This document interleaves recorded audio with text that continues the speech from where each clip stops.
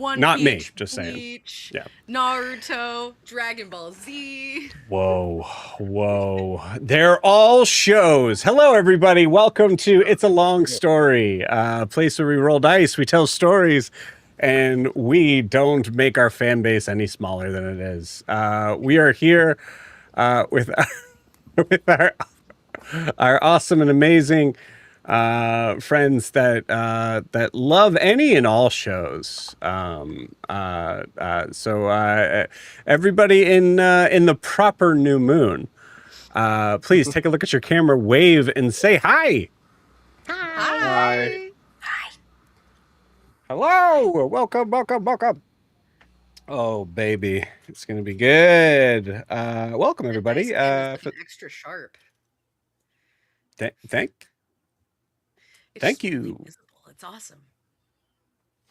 I try. Hello. For those who have no idea what this is, hi, we're a D&D live stream that runs every Monday, Tuesday, Wednesday, Thursday, and Friday. Having 5 parties. This many. Living, existing, breathing. You know the deal. For those that do, in the same homebrew world. This wonderful, beautiful world of Estera. Welcome. Announcements, jumping in real quick. So this is a quick announcement for the just for the players. Here we did I made a little sort of survey, sort of questionnaire sort of thing to kind of check in with everybody. So if you have filled that out already, thank you so much, appreciate it. If you have not, please make sure you do that this week, as plan is Saturday around 1 p.m. Eastern Standard Time. We'll do a little like kind of live and run through the answers and all that stuff, but that'll be just for the players. So I have a very loud dog. What time? 1 p.m. Eastern Standard Time. So it's 10 a.m. for me? I don't know. 3 hours? Okay, 3 hours. I don't know. I have no idea. I have no clue. Ask me any number. I'll say that's a good number. That's it. 74. Jack, That's a good number. Okay, thank you. What about 6, 7? How do we feel about? Hey, Brandon, shut up. He said any number. That was visceral. Sorry. Well, Did you this has been fun. I don't know how good my mic is if you guys didn't pick up my like little mini speaker turning off, but it was perfect timing for Brandon's terrible joke. I'll make the sound for you guys that you didn't hear. It went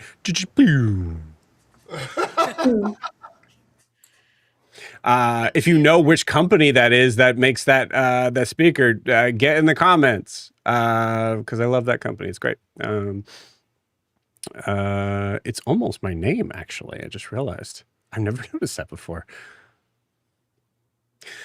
So anyways, that's the announcements. And also just a reminder here, obviously we have an open spot in New Moon. We are not planning on filling that for a little bit. So if you or anyone you know are interested in possibly joining the party, please feel free to reach out to me. Reach out to me in one of those things down there in the social media stuff. And if you're not familiar with it, it's been a little bit. Go ahead, go check it out. And like and follow. We appreciate it. We will be doing. My plan is to be doing a lot of stuff this summer surrounding a couple things with that. But also, I will be honest with you, this year was recognizing how thin my my stress and attention span can be stretched. So we'll see. We'll see what happens on that. But yeah, so please feel free to reach out to me if you are interested. We will eventually have that spot open for kind of a not audition thing, but interview. There we go. Yeah. Cool. Moving on. Quick shout out to our sponsor of the year, which is Lorify. They are awesome, and they keep getting better and better. Last week they were kind of down for a little bit because they were switching over some server stuff. And this week they are back, and man, I'm having to edit less and less stuff. Which is most likely that they're getting it really right. I'm usually only really focusing on this silly little spellings of NPCs and stuff.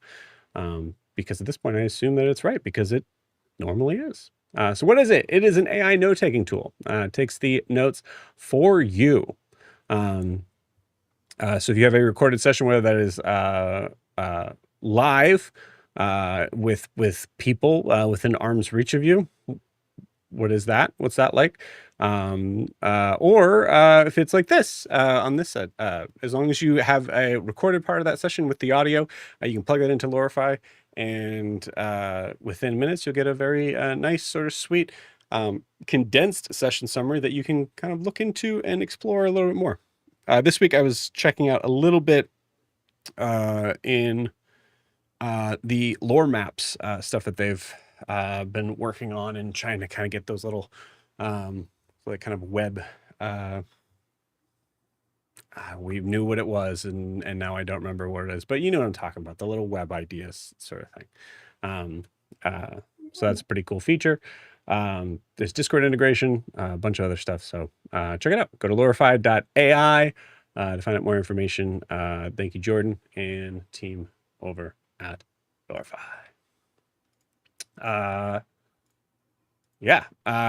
Once again, just a real quick sort of shout out, because it's been a little bit. If you're wanting to support the channel, the best way to do so is to like and subscribe where you're watching this, whether that is on YouTube or Twitch. I did because we've been looking at possibly, actually, most likely, we are definitely switching over our setup of how we're doing this. Honestly, actually, because of that survey, unanimous from pretty much everybody, the biggest problem we've had is EV Mux, and I 100% agree. So that is a thing that we'll be switching over. So we'll be switching to StreamYard, which will make things a little bit weird in transition. Why was I mentioning that? Oh, because I was looking into that. Brandon and I both have been looking into that for the past couple of days. And with that, looking at how it can help on YouTube and Twitch and all that stuff. So excited about that. But yeah, like and subscribe where you're watching this, and check out our Instagram and TikTok. See just right down below, right down there. That's it. Okay, cool. You guys ready to jump into this? Yeah. Cool. All right, sweet.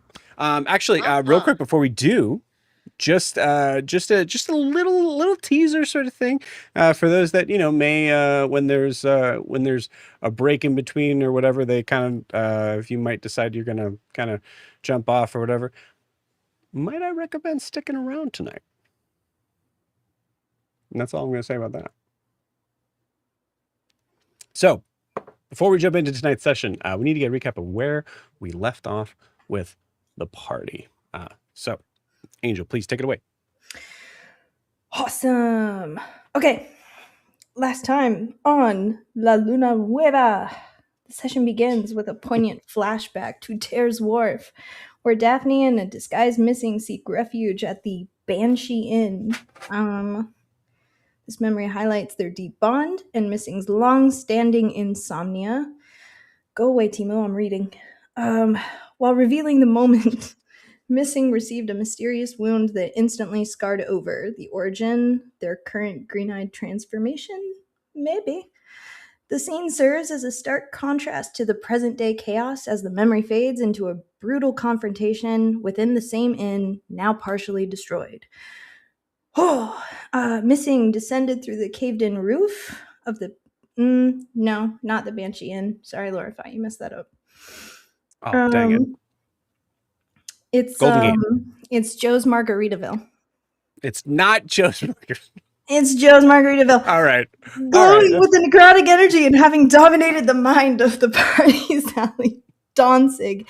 The battle begins with Ianthe launching a cloud of animated knives, but Missing retaliates. Siphons souls and life force out of everybody around. Barb died, and Missing was healed in that moment. That was scary. The combat intensifies. The party employs desperate tactics to regain the upper hand. Grian frees Danzig. Kaz uses teleportation blades and grapples Missing with Tattoo. Adim moves to protect Daphne, discovering through his chakrams that Missing's flesh is rotten and they are functionally undead. Meanwhile, Ianthe casts Blink and enters the ethereal plane. Ooh.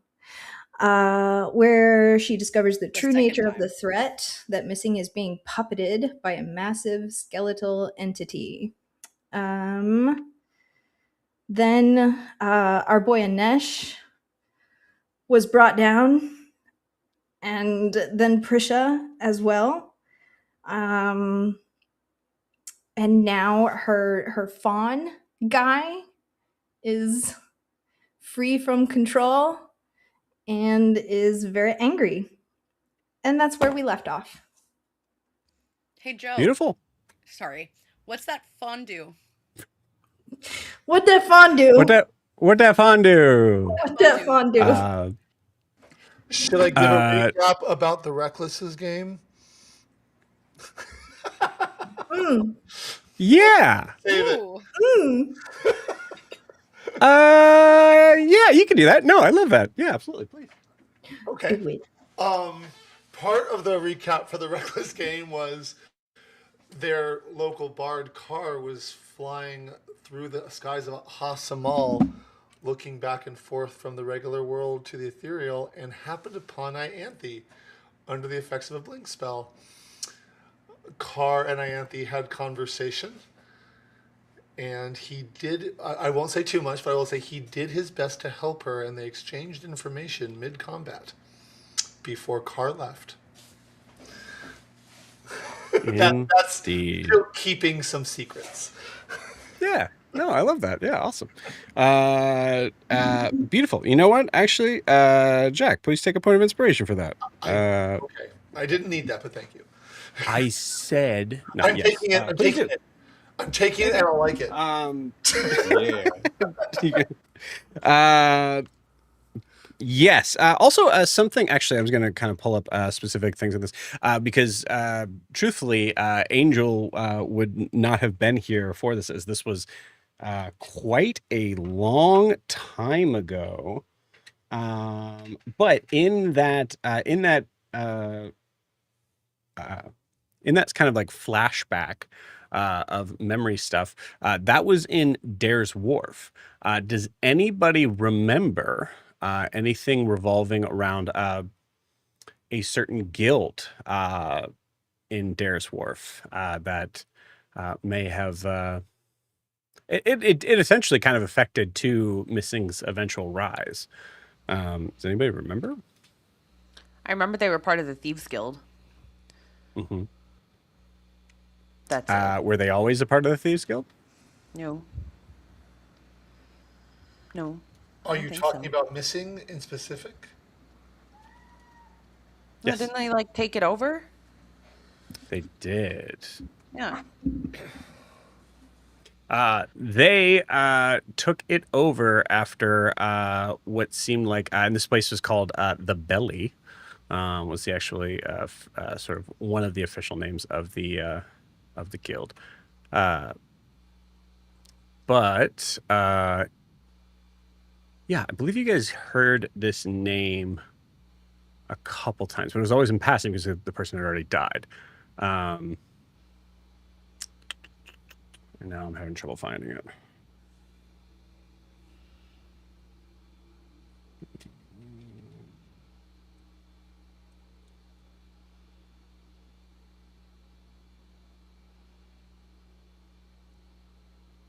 So now that joke's on me. But yeah, so that There's was... no music playing. Oh, thank you so much. It was. I just had it muted. There we go. Yes. The name was Rashra Thusk. Oh no, I don't remember that at all. It That's sounds vaguely familiar, but nothing that it was before I was taking notes in Obsidian, so I don't know. Beautiful. Is that the green guy? Yep. No, that That was... name sounds super familiar. You're talking about the orc? Yeah. No, he actually wasn't even part of the Thieves Guild. I remember Bud. Bud is in Hasamal, wasn't he? Oh, I thought you were talking about. Yeah, I'm sorry. I'm just thinking this guild. Oh, good. Dare's Wharf. Dare's Wharf, wrong city. You're right. All good. Anyway, so that was kind of because I realized as I kind of gave that, I realized like, man, this is so far back. This lead in might be falling upon deafened ears. So yeah, that was just a little hint that I'll kind of put into that. Yeah, but I think with that being said, I think we are ready. So. Are you guys ready to die to missing? I mean, play D&D? Yeah. Yes. Yeah, I've already got some. I'll set play, up. but I'm not dying. I've got my backup. We're good. My backup is even crazier, and that's going to be all your fault. Yeah, Great. so's mine. Awesome. Beautiful. It is going to be, I'm sure it's going to be like 3 kobolds in a trench coat or something like that. Yeah, that's mine and Chelsea's new character. Yeah. Great. I You guys like are just that. sharing. That's good. Yeah. Okay, but like I actually Wait love for that. me. Can I be the third? Right. Wait, we're the goblins that were following Adim. Was it Pip and Wick? Pick and Wick? Pick Yeah, and Pick and Wick. Wick. Quick, quick, quick. Yeah, that's Cool. us. Well, guys, hold on. Wait a minute. I mean, let's serious face. Ready? You guys want to play some D&D? Yeah. Yes. Let's do it. Yeah. Let's go. Oh, I hated that. All right. So jumping right into the heat of battle, we see this completely broken apart roof of this bar in Hassamal. The pieces themselves seeming to kind of float around as there is some weird sort of electricity tension in the air, like there is something else that is happening beyond what the eye can see, and there is a lot to see in this material plane as we see our friends and loved ones having to fight this floating entity that is trying to take them apart piece by piece, all the while focusing in on Ianthe's twin sister, Daphne. After a significant amount of damage being passed back and forth, we come to this moment where we see Prisha, our beloved satyr, fall to the ground to a specifically nasty attack from Missing. Missing from that moment seemed to siphon off some energy from Prisha, giving Missing more life that they desperately needed, as they are still hurting. But with that, we jump right back into initiative. Ironically, it is Danzig's turn as I bring up the map.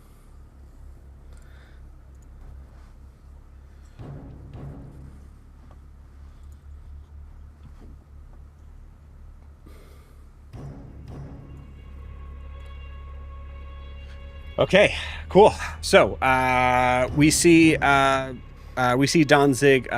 coming to life, kind of bounding over Titian, and through this process, as we see that Prisha has gone down, what does Danzig do? Green, you're on deck. Yeah. I think I'm gonna have Danzig, because now that the Violet Fawn is free, I think Danzig, kind of like sensing that, is gonna step over Prisha's body to like protect it. So like they'll be underneath all 4 of the legs. And Okay. Danzig will go in for the attack, and then I'll roll this d6 first. On a 5 or 6, it gets a recharge. That's a 4. Attack on the fawn? Yeah, on the violet fawn. You got it. And then I rolled a 4, so I do not get breath weapon back. So I'll make 3 bite attacks to the fawn. First one is going to be definite.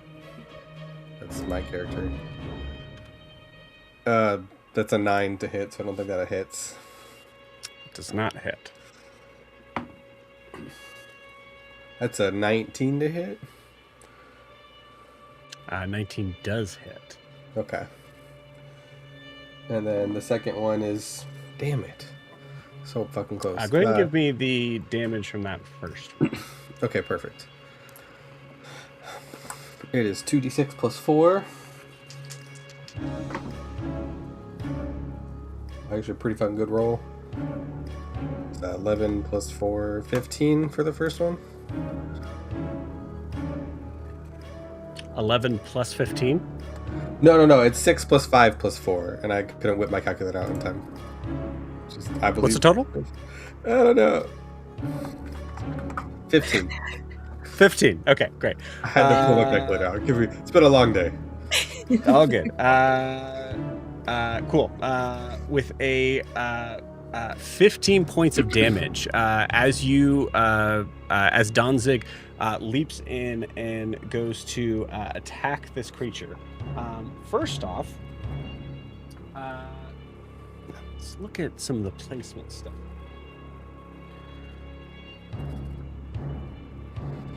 What is the move speed of Danzig? 60.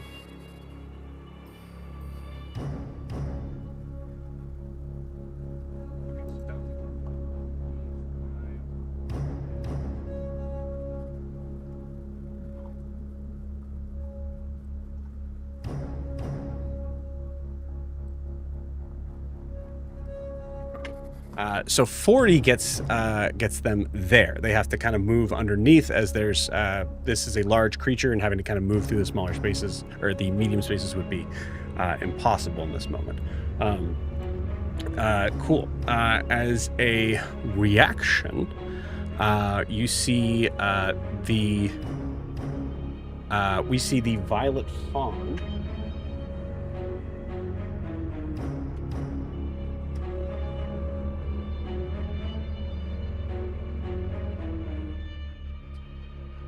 teleport back. That space is the kind of ghost figure there is representing Ianthe, who is currently not here, on a different plane. But yeah, so moves back from the response in that attack. Okay. Can I use Danzig does have a trait. As a bonus action, the Cerberus can move up to its speed towards a hostile creature it can see. Beautiful. It just uses aggressive and just runs right back.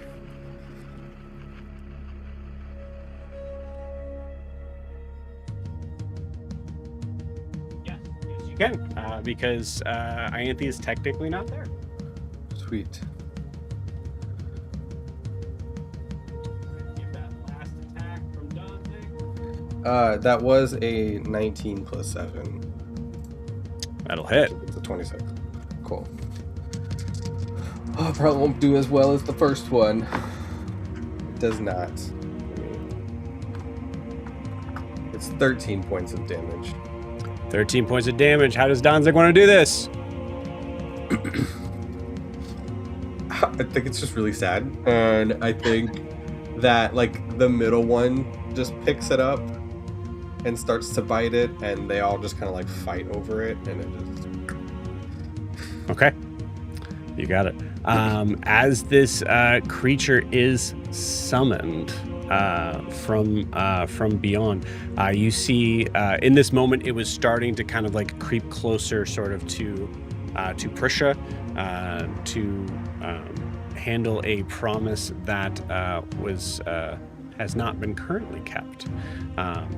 In response, Danzig leaps into action and make sure that that fawn is not able to continue in that. And I will say, as Danzig is kind of like trying to kind of rip this figure sort of to shreds, you see there is a like faint sort of bit of magic. There's like kind of like twinkling sort of purple magic seems to kind of envelop over this fawn as it disappears before it is food, we'll say. Cool. Anything else on Danzig's turn? I think it just does the whole like dog lost its toy thing, and it like it's trying to like look around as to where it went. And that's probably it for Danzig. Okay. Cool. I'm going to roll a d20 here for Missing's legendary action. As I mentioned last session, when Adim specifically was trying to kind of figure out who does Missing fear the most here. We are checking to see whether this attack is going to be fueled by Missing or someone else. 11 or higher, it will be someone else.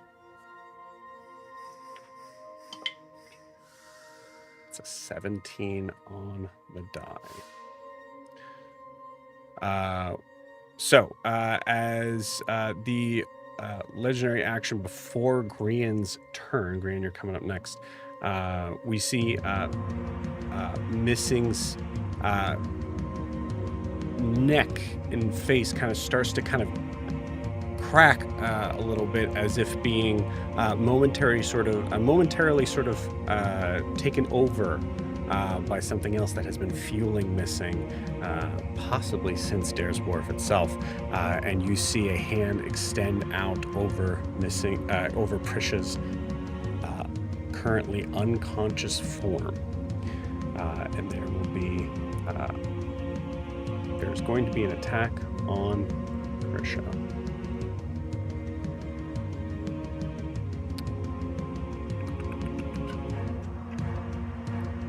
And Prisha still has the Witch's Mark on.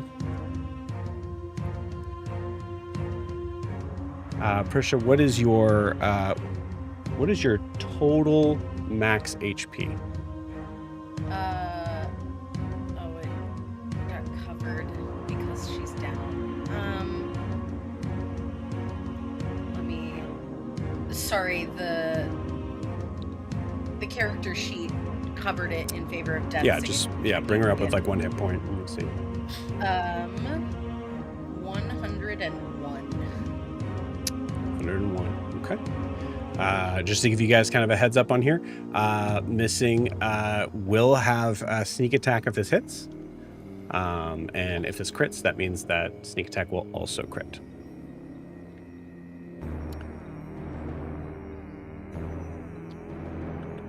And because of Witch's Mark, Missing has advantage on this. Here we go. Wow, what a start. Nat 1 and a 7. I believe that's still going to hit, but holy shit, that was an interesting sort of start. On the dice cam, it looks like a 20. Like the way that the dice cam is centered. 20 is over there. This is the top. Cool. No, that's a nat 1 and a 7. So unfortunately, I think 17 still hits Prisha, correct? It does. Okay, cool. All right. But I think I'll do some quick math here. I think it is quite impossible.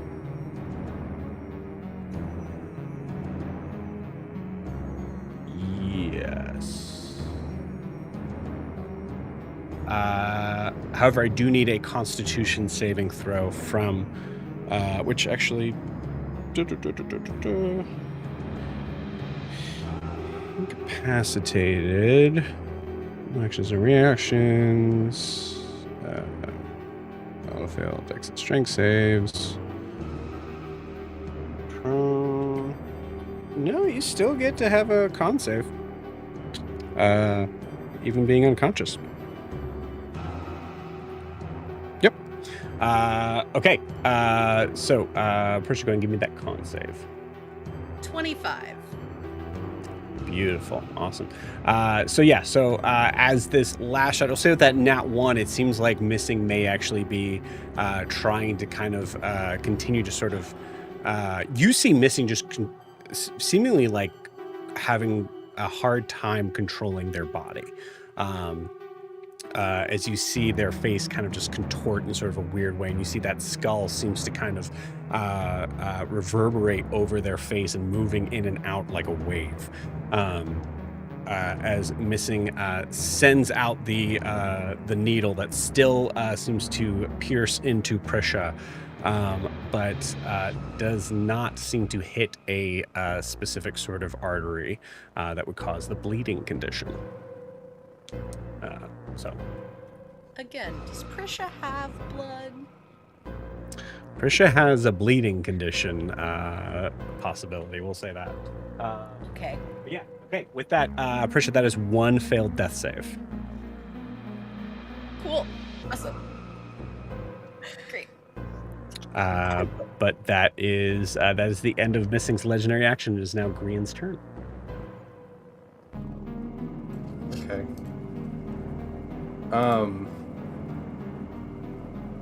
So, bonus action. Adim, you're on deck.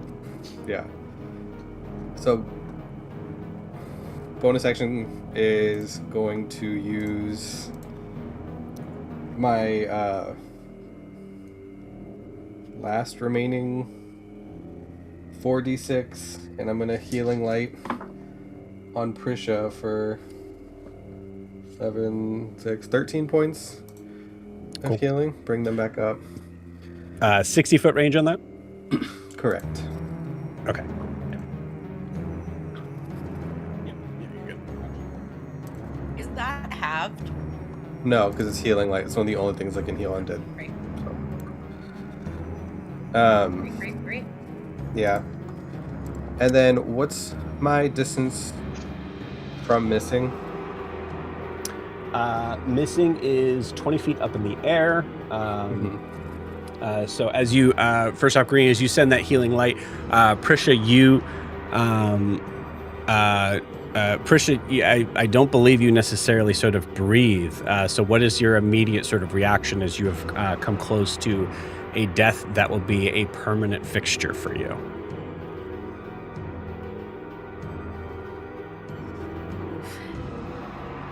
Prisha's eyes kind of shoot open, and she... Is Donzik still on top of her?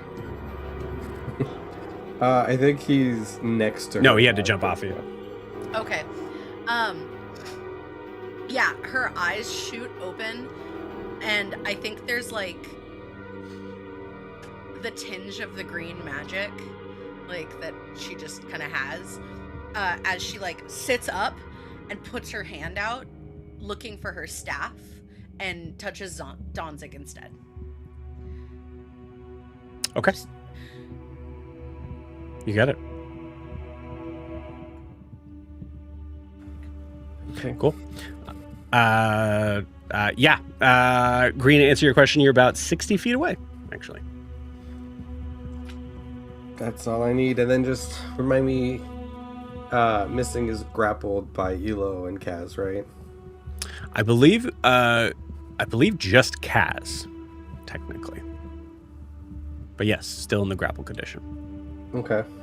So then they take up the same space, right? No. Great. Perfect. Yes, mechanically speaking, they are in 2 separate 5-foot spaces. No, that's great. Great. I think I'm just gonna simply look at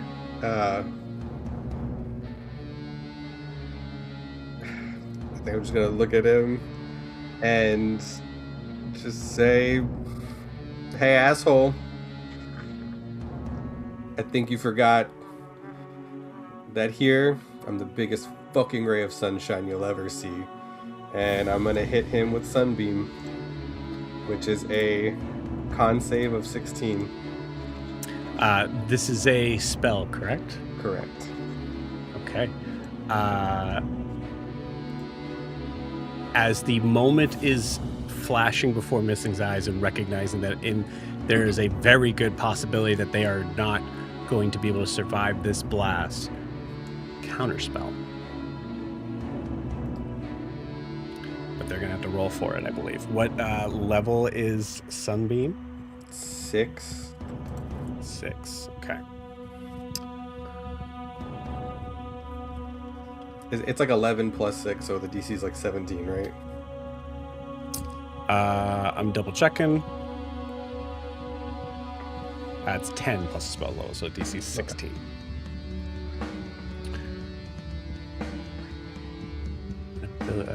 Make an ability check using your spell casting ability. This music is giving me Queen of the Damned vibes, and I'm here for it. I need that just thematically appropriate.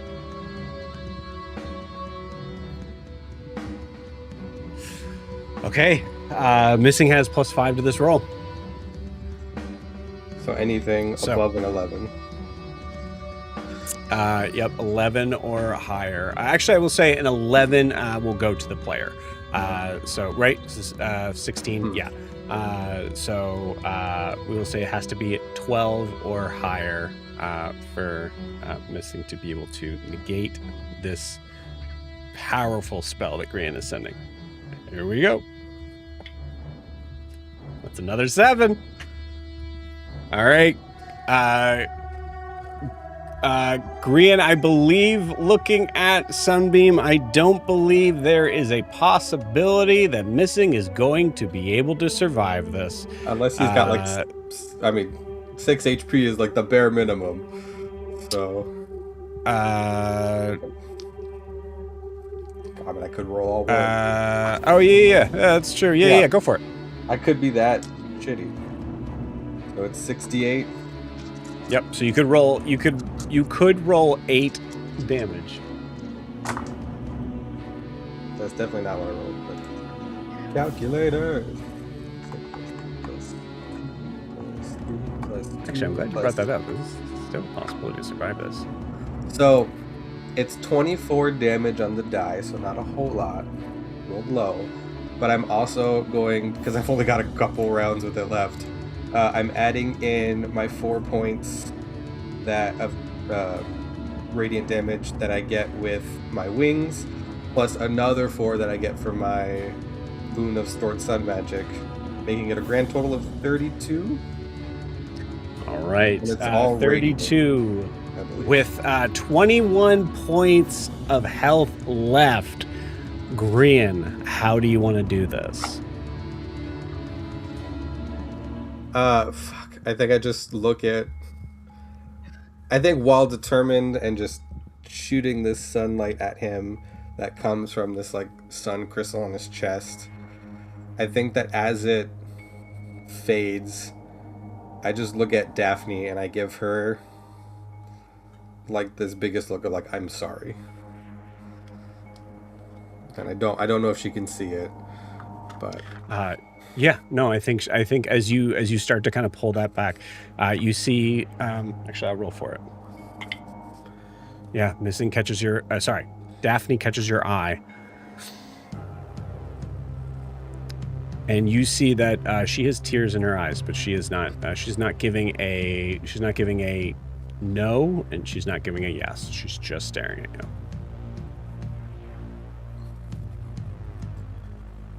yeah, and I think, should there be anything left of Missing, I don't know how that works, but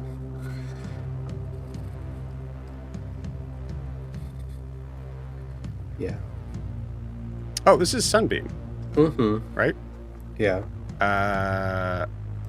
They get a saving throw. Oh, yeah, they do. Yeah. You're right. You're right. They do. I thought you rolled it and you. My bad. Oh no! That's right. That was the No, counter they get a spell. saving throw. No, we've and already as I stated, they have 21 points of Yeah. health. So if they actually save on this, They dig out. they're still up. Mm-hmm. Go ahead. Okay. Forgot that was a different roll. Yep.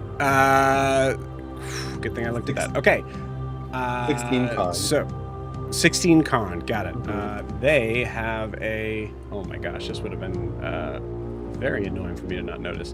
They have a +9 to their Constitution. I don't know what that. That is Okay. a 19. So, as you send that out, so the 32. You said 32 points. Yeah. So it's 16 points of radiant damage total. Okay. 16 points of radiant damage hitting Missing. As you see Missing's, from this moment, you see Missing's body seems to separate for a moment from this kind of like ethereal form, pulling out away from it. And Grian, I'm going to give you this. Actually, who's up next? It'd be a Deem. Yeah. I do think, regardless, like Grian does give Daphne the look of like I'm sorry. Like, Yeah, no, that's of not course. what she I wanted. just it seems like a moment like where Grian, you're sure that this is going to do it, and it just you see in this moment as you see this these two sort of figures, these two sort of versions of Missing separate. You see a Deem. I'd like you to give me a perception check with disadvantage. I think you are focusing on Anesh. However, this is a massive beam of light that just happened. It would also be just as likely for you to be focusing on the destination. You're muted. So I rolled a nat 20 and then a 19. So that would be 23. All right. I Okay. don't know where those came from with the Dean, but that's what I rolled. Amazing.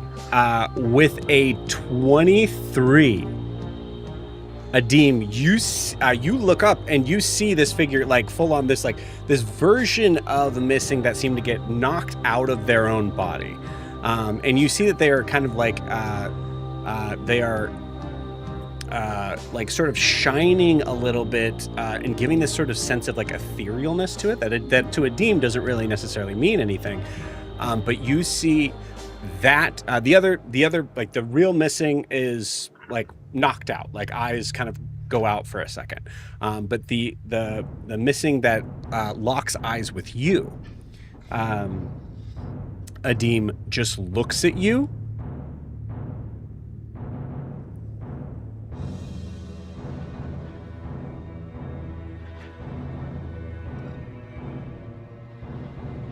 and you hear, oh, this is actually good because the Deem hates this. You hear a message in your head Oh. Yeah, I do.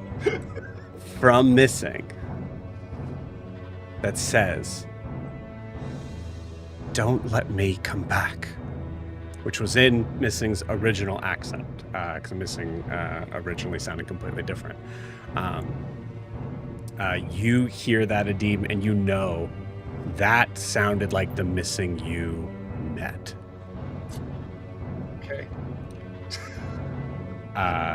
It is your turn. You see that form just kind of come back in as I'm going to say that Missing's still sort of teetering, but alive. Adim, it is your turn. Okay.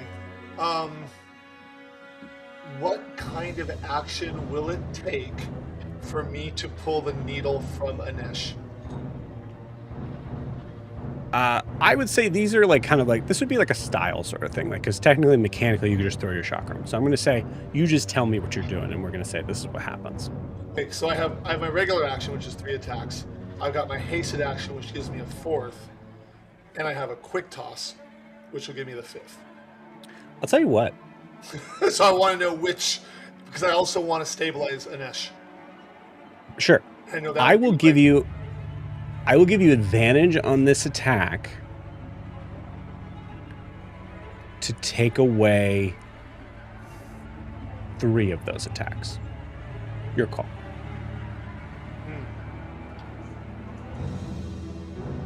And we'll say that the process there is you trying to kind of like take what is left out of Anesh's, like that's sticking out of Anesh's head, take that out, look at it, survey it, recognize it's how it's going to fly when you throw it. I mean, mechanically, it'd be better if I didn't, but Adim's going to, because it's Adim. He's just really angry right now about what You got it. So Yeah. he like, as quickly as he can, and holding Anesh's head, just like that, flips it around in his hand, tosses it. Yeah. You toss it out. You see that needle just spin into the air. It'll be just like your chakram. It'll be something that you're proficient with.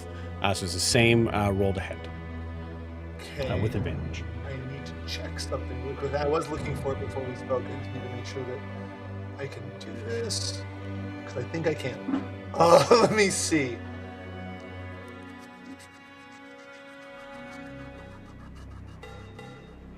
Yes, okay. So I'm going to use one of my superiority die, and I can add it to the roll before or after the roll, but before any effects are applied. So basically, I'm going to see if I hit with the initiative with that. If I don't, I'm going to roll my superiority die to add to the roll. Okay. So You we have do that. This was it's one of your Precision attack, it's a superiority die. When you precision make attack. a weapon attack roll, you can expend one superiority die to add it to the roll before or after the roll, but before any effects are applied. So I can see what the roll is and then choose. Sweet. Okay. Yep, you got it. So, I will use, I can roll with advantage. So we go over there. Okay, so roll to hit. Okay, well, that's 21. But with advantage, 21 it's gonna get hits. better with disadvantage. Okay, so 21 will a higher roll won't mean anything since I hit. No, you're gonna hit. I'm not gonna use it, so I throw it at him. And is it the same as damage to the chakram? Like, what does this wonderful spine Yep. thing do to him? Since Same it hit. damage. In your hands, it's not going to do the same as what it would be in Missing's hands. I was So hoping it'd do whatever it was to him, but okay. Let me see. So damage is 11. cool. Adim, how do you want to do this? I don't look at Daphne. So, and there's a little bit of acid to my voice, but but it's a mix of acid, but also concern, because I'm kind of the acid is directed to whoever's controlling them, and the concern is to him. And I just say, as you wish. And I want to go into his skull. You got it. Same place I did in Ash. You got it. You see they get knocked back out of the air as that hits. You see this sort of strange green smoke seems to emit out from that wound that does not bleed as they are knocked out from the air to the ground at 0 hit points. Adim, what do you do next? Don't let them get back up. I know. I pray that Nesh is okay, but if I die, he dies. So I gently put Nesh down. I'm hasted, so I go right over to him. Cool. Yeah. Just go right over to fly. them. Excuse me. I lay Anesh down gently, and I move to where Missing is.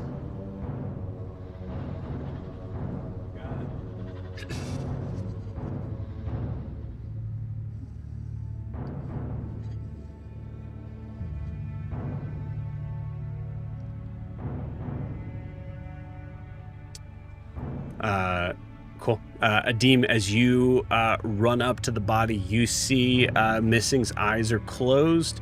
That wound is there. You see that needle still sort of sticking out from the front of the head, and then you see Missing's eyes snap back open. And I have more attacks.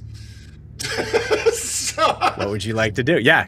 I just, without keeping my eye on Missing, but my voice is directed to Daphne, and said they told me not to let him get up. Take my trident, and since he's prone, do I have advantage? You do. You have advantage. Yep. Okay. You got it. So it wasn't an apology as much as it was an explanation for her.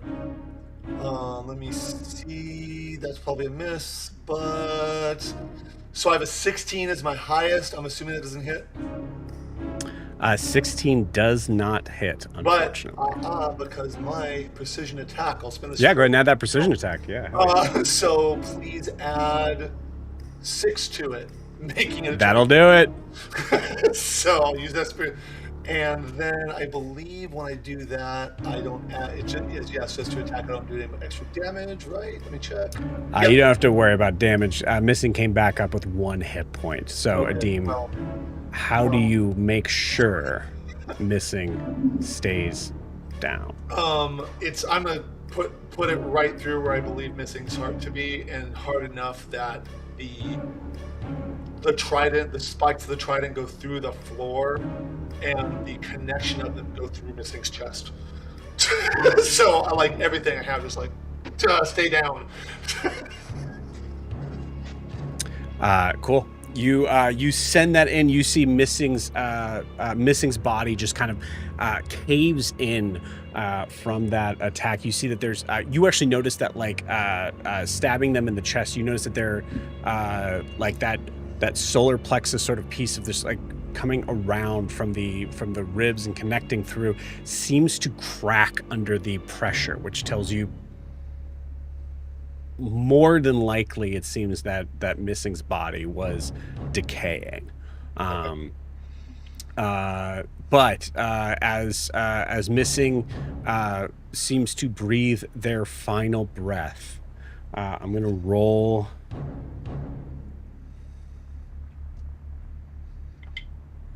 Okay, cool. I'm gonna say this. So with that roll, that was 16. The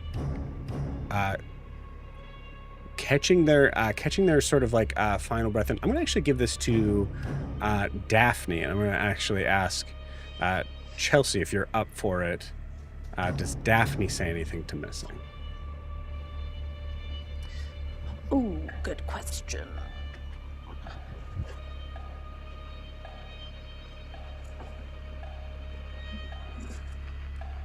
I think looking at, the husk that she doesn't really recognize anymore. Yeah. You see Missing's green eyes, which are not Missing's eyes, seem to kind of turn and look in your direction for what may be the final time. We said we'd always come back for each other. But you lied. You didn't come back for me. You didn't come back.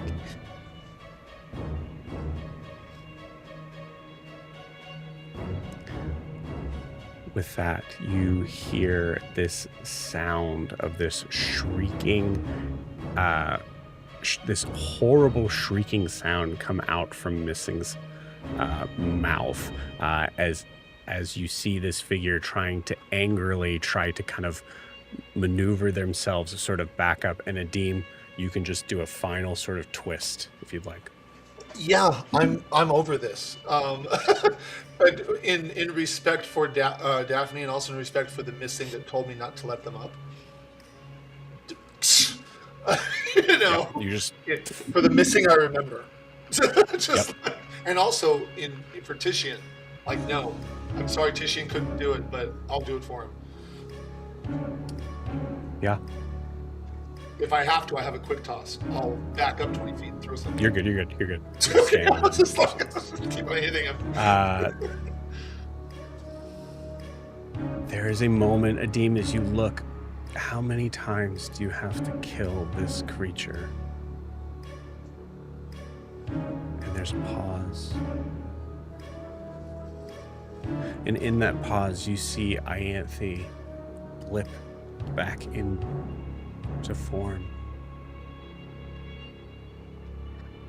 Ianthe, you have, I'm going to say, this is, you know what's happening here. This is in the middle of this other creature that you met, offering to be able to kind of bring Anesh back. Do you, what do you do in this moment? I mean, the ideas I had last night are different from what I was going to do today. This is the part where all like the little goblins pop up too, and we're all like, "What the fuck?" Yeah. Yeah, I think so. Only one goblin. Oh, yeah, I get what you guys are saying now. Yeah, you all sort of, sorry, now I'm catching. You see these strange sort of ethereal kind of beings seem to kind of start to appear, not around Missing, but around Anesh. I think, in this moment of trying to kind of like carry the initiative here, you see like Tishy immediately kind of drawing his sword and starting to kind of rush over to figure out whatever's happening. Ianthe, what do you do? No, it's okay. It's gonna help. Everything's going to be... Well, Anesh is going to be okay. What? Ianthe, what do you... You pull it back up. And with that, we are out of initiative as we see Anesh's eyes open.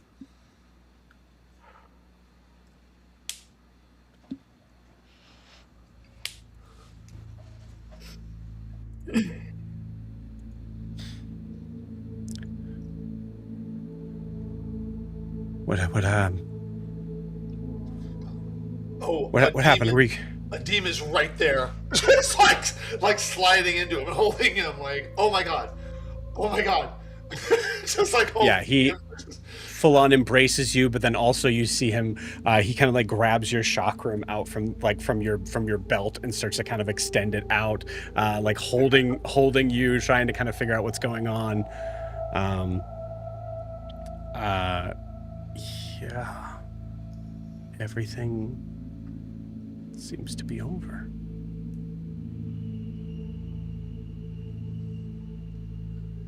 Well, for the record, my trident is still lodged in Missing's body.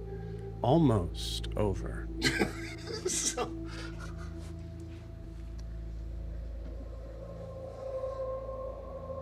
Prisha, you're on the ground. As your eyes snap open, you're looking around, you see Missing, seems to be on the ground, trident through their chest. Very much seems to be full dead. You see Anesh, eyes snapping back open. And then you look up. The roof. Pieces are still floating there.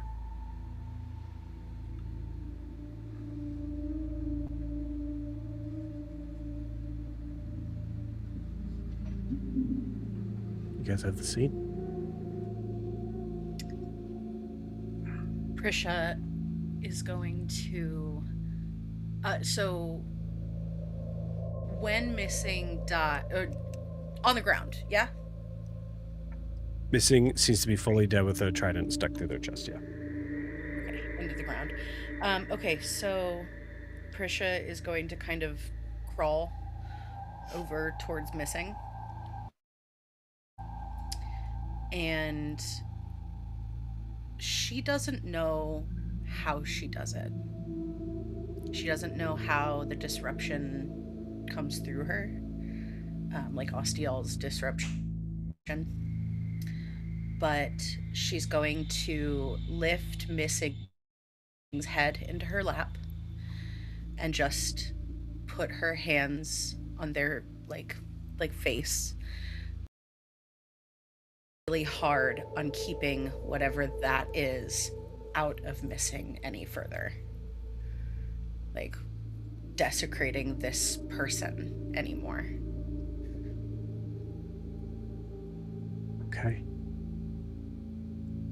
I'm going to say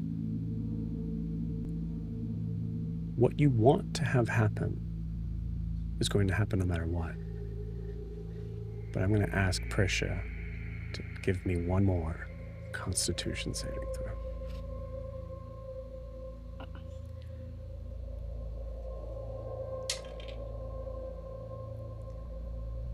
Dirty 20.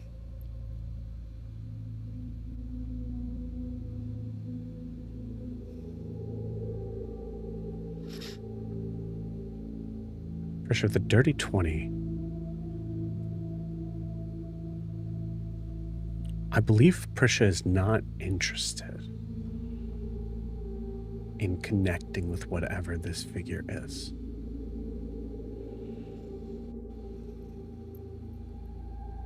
Because whatever it is not something that Prisha wants to have affecting anyone in their life.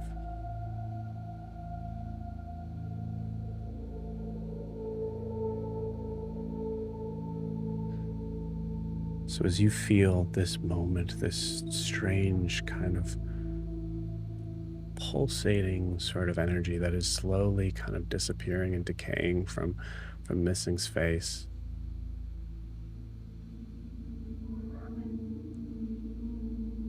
there is no conversation. You have no power here.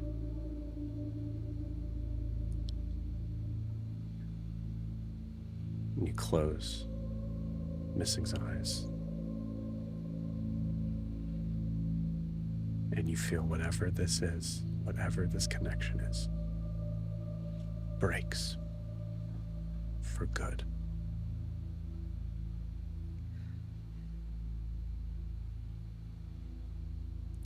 Above board, that's huge, actually. That was really cool. I like that a lot.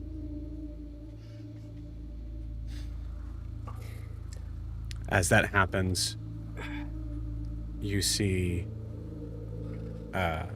actually, as that happens, I need everybody here to give me a dexterity saving throw. You need me to? Yeah. No, I think we said we were not here, so you don't have to. I will say the spell lasts for a minute, but it's not concentration, so I think I'm just stuck doing this for a full minute. Yeah. For Tishian, it's a dirty 20, and then for Grian, it's a 15. 19. Okay. Both saves. Save. Daphne's is also a 19. Save. I rolled a nat 20. Hey. Okay. I had advantage. I Cool. had an 18. Hey. Incredible. I think Prisha, honestly, with the nat 20 and honestly you guys actually all saved here, the roof is just okay, cool. Everything that was the roof is now falling down on you. But Prisha, you're with that nat 20, I think you can just kind of stick a hand up and that disruption just extends out everywhere as you see it just kind of falls, crumbles around the side as if there's some sort of orb of protection around all of you. Does Tishian feel his magic come back? He does. And then I think as like the roof is just collapsing around him and Missing's dead, I think Tishian's just gonna roar. Hell yeah. Like that triumphant, just. Can you And just for flavor's sake, when Adim saw the ceiling begin to fall before Prisha did that, he rolled over on top of Inesh. Yeah, And throws absolutely. him Yep. on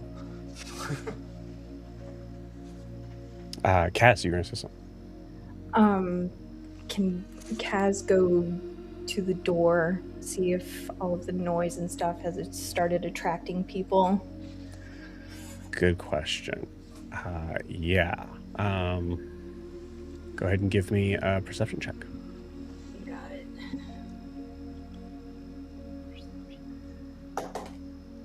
Let's go. Let me switch this up. 23. 23. You see heads poking out from windows.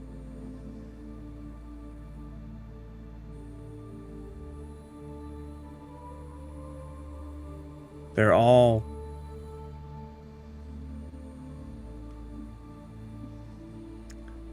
Kaz, you notice something interesting, I think. And it's something in this moment that you feel there's an intense sort of amount of connection with. I'll say that you kind of catch eyes with what looks to be like a younger, looks like a younger human boy, as you see him and his older mother kind of like looking out from the window, but from an extended sort of height, like maybe like we'll say 3 floors up. You catch eyes with this figure.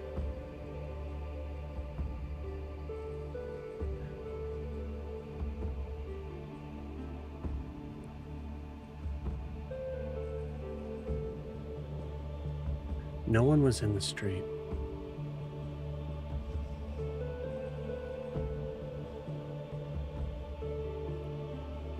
Simone, for the past, since honestly you've been here, has been on fire.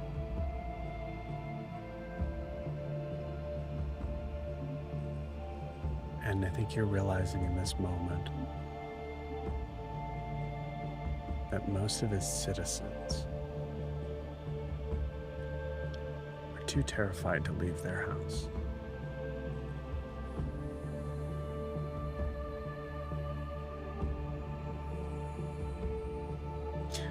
Whatever happens in this place,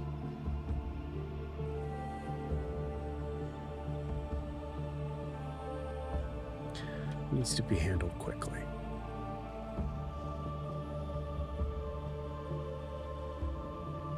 For their sake. And you swear for a second, looking through, there's a separate window where you are so sure that for a moment you see Nadira, blue eyes, looking at you from beyond, just beyond the window. She fades from view.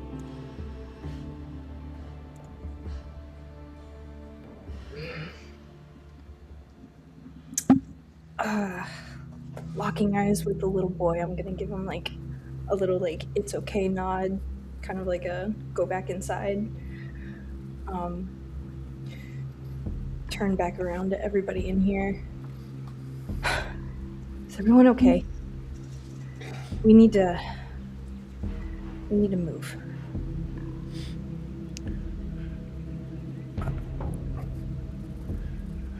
Team, I'm so sorry. I was sure I had it. I was. Hey, not right now. We have to move in. So we can talk later. I'm thankful for that. Get up. Just use. I hold him up. Just as you all are looking around and noticing that Ianthe is not here, Ianthe, you pop into view. Where did?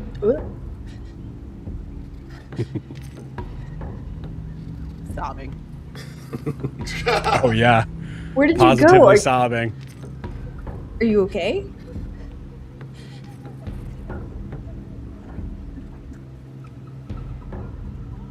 Yes. No. I have no idea. What's going on here? Missing's dead. Just breathe. We have a second. 1 second, and then we gotta go. Wow. Daphne. She's here. You see Just, like, Daphne run just you see Daphne just staring, just transfixed at Missing. Yeah, you grab Daphne and you see like she doesn't seem to really like hug you back. She's lost for a second. Actually, I'm gonna say I think give me a D20 and add your charisma modifier.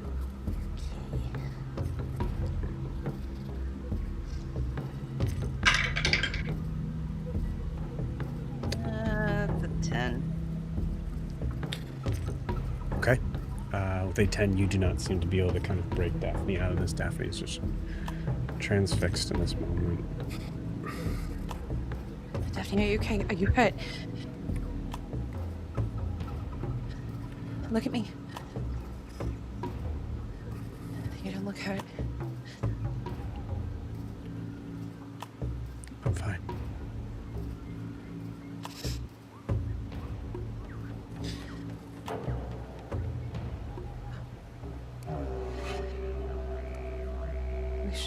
We should go. I didn't think they were capable of that. I thought maybe when they saw me, they would understand how crazy they were being.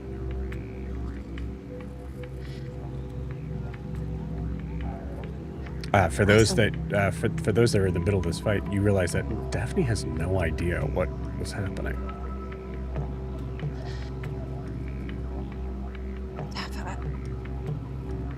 I saw something when I went away.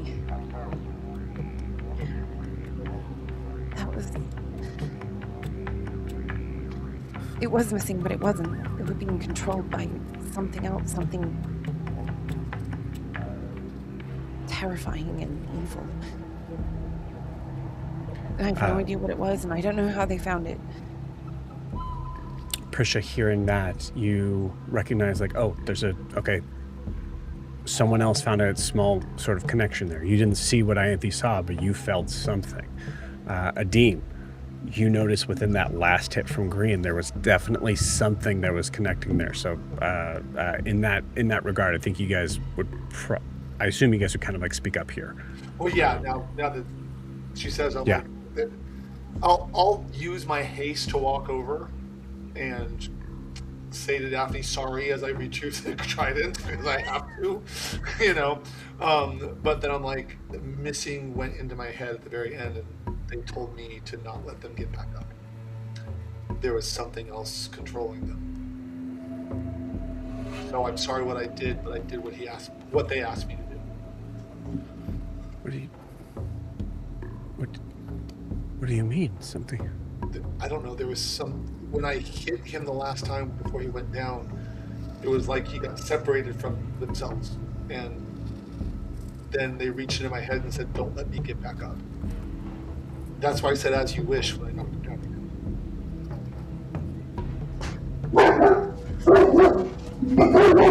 I got it.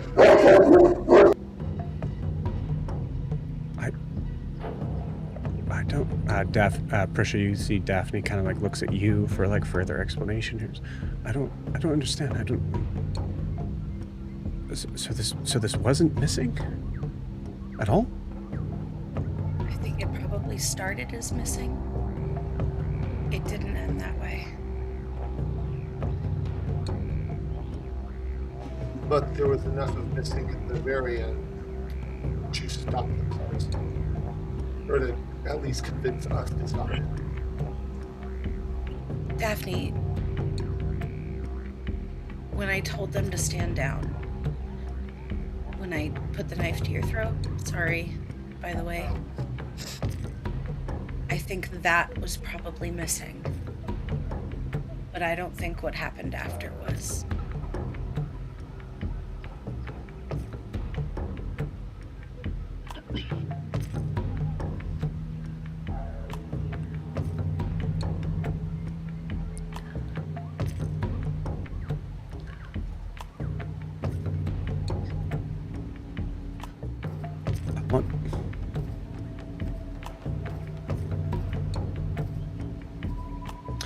I want his body. We need to. I know. I'm sorry that this is. I know this is difficult right now, but we need to figure out a way to be able to. I need to be able to bury them. Okay. Where would you like to bury them? I don't know. Okay. Adim says okay and hoists his body over his shoulder. I could turn it into something smaller. And the bag of holding? Let's at least carry The them fanny out pack? like a person. Let's carry them out like a person if we can. Maybe we should go through the tunnels just to not arouse suspicion. Yes. Yes, the tunnels. Yes. Dignity and subtlety. Is Donzik still out? Yeah. Would Donzik fit through the tunnels? Danzig would not, but also Grian, you were kind of handling that specific area here. There's also a possibility that there's still some of Missing's whole crew in those tunnels. They were running. They were running, yeah. But you don't know if they went all the way. Wait, don't put Donzik away yet. Can't pet him. We're on kind of a timeline here. I mean yeah, go ahead, but also All right, Kaz, give me that animal handling check. +0. You have advantage. I rolled a 19! Okay, This is the best day of Kaz's life. beautiful. Kaz, what do you do as you approach the love of your life, a Cerberus, full grown? Doing the whole, like, I don't really need to crouch because he's already taller than me, but I am holding out 2 hands and just kind of, like, letting him approach. But when there is contact made, Kaz is like, I only have 2 hands and there's 3 heads.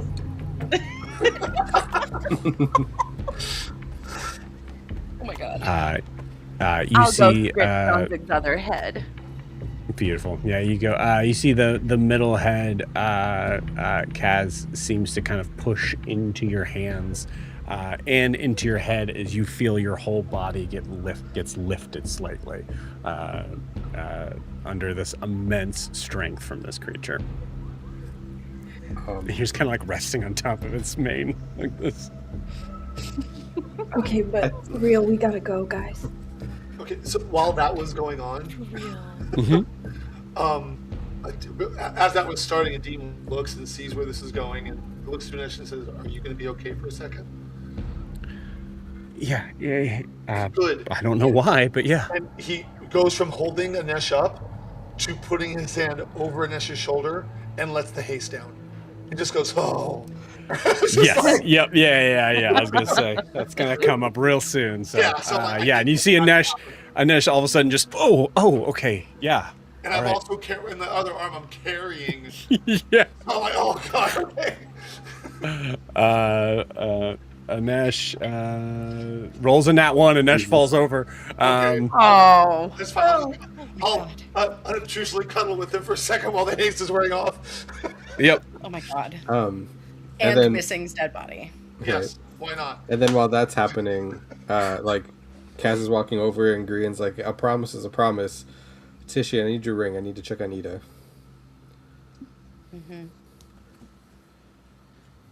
Yeah, I'm sorry. Tishy is all right, but yeah, just you remember the deal. Just you gotta say it. You got to give it back to me. Yeah, I'll give it back. I've done this like 3 or 4 do. times. Yeah. But it was okay. Yeah, Just nice. And then I'll message Ida. Ida, Missing's down. Are you okay? cool. Please let me know if you're okay. You got it. You immediately hear a response back from Ida, who is like fully out of breath. Okay, yeah, we're good. We're just I think we're finishing things up here. Fernand's ran off. Shit. Nothing. I love this one. There was a bird. Aarakocra figure. But we're hey, get the fuck off him. Okay. Ida, I guess, is doing fine. They're fine. They're finishing up there. Something about an Aarakocra that was there and is not, but kind of weird. Did she say what he looked like? No, it was very much just kind of chaotic. But I can put Danzig back and totally just not even thinking about it, like puts Danzig back in the ball or back in the box, which Kaz can make an athletic check to see if they fall over. But no, they can't. Oh no, I rolled an 8. Okay, cool. Yeah, you actually you do hear Edith. Hey, sorry about that, honey. We're gonna be fine. We're good. We're just you know, we a lot of figures down. We're actually in an alleyway. We're gonna, but it worked, right? Distraction worked okay. Yeah, the distraction worked just fine. We just gotta make it out of here and make it back. But Elo's here to help us lead the tunnels. Possibly, don't know. Okay, great. Yeah, get the fuck out of there. Also, just be on the lookout. There's some weird people around that I don't even recognize, and that's saying something. Yeah. Like there was an Aarakocra, and then right because I rolled an 8. All right. He just said that there's some weird people around. They're good. They're hiding in an alley. Did she say anything more? Just Listen, that there was an Aarakocra, and then again nothing. I met someone on. I was trying to get away from missing, and I knew that if I could leave this plane temporarily, then they couldn't get me. So I went to the ethereal plane, and I met someone there, an Aarakocra, who is quite possibly the most powerful person I've ever encountered. He's incredible. Oh shit. He healed Anesh. Never mind. But if that's him, he's a friend. It's almost like, you know, did they tell you where they might be? Like maybe in a bar nearby? No, but I told him to find us at the Hollow Pride. He said something about a Minotaur and something else. An elf, maybe? He said they looked weird, and I said same. So alright. Should we use the tunnels? If Missing's crew is still down there? I mean, I guess we're carrying the body of Missing. I think even if they are down there, we won't have to worry about them. I mean, we've got, if we're carrying. But yeah, right. Elo. Okay, then.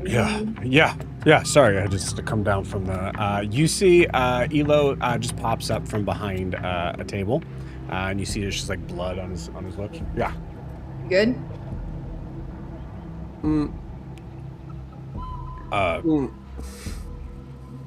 Yeah. You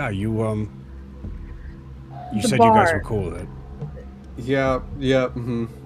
Oh, I was going to ask you about the bar. Do we evidence of us and Missing being here? Is that fine? Is that a concern? Oh, this looks up to where there's no roof in this bar. This place is how do you say it?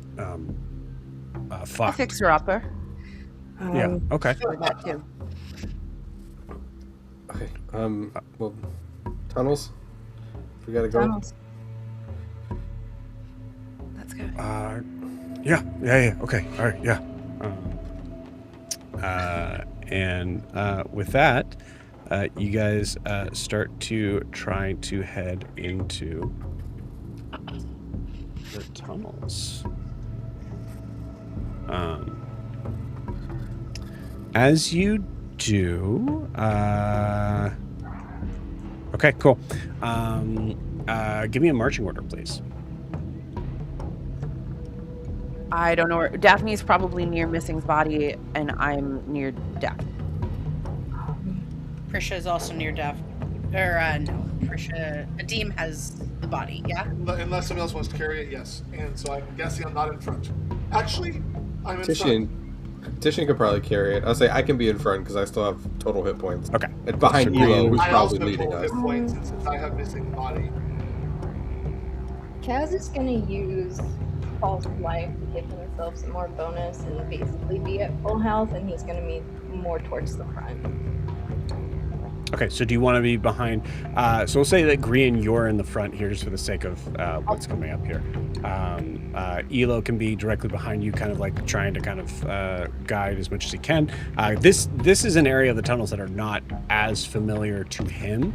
Remember, he's newer to the city, so there's people of his of his group that would absolutely 100% know all about where to go here.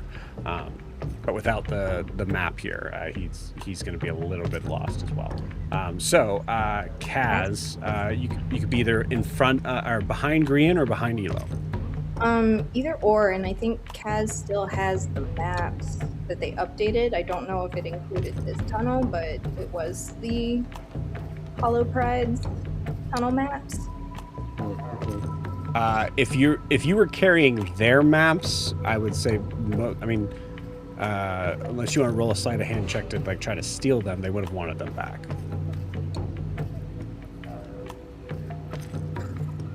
You can roll it if you want. I mean, sure. Yeah, cool. Why not?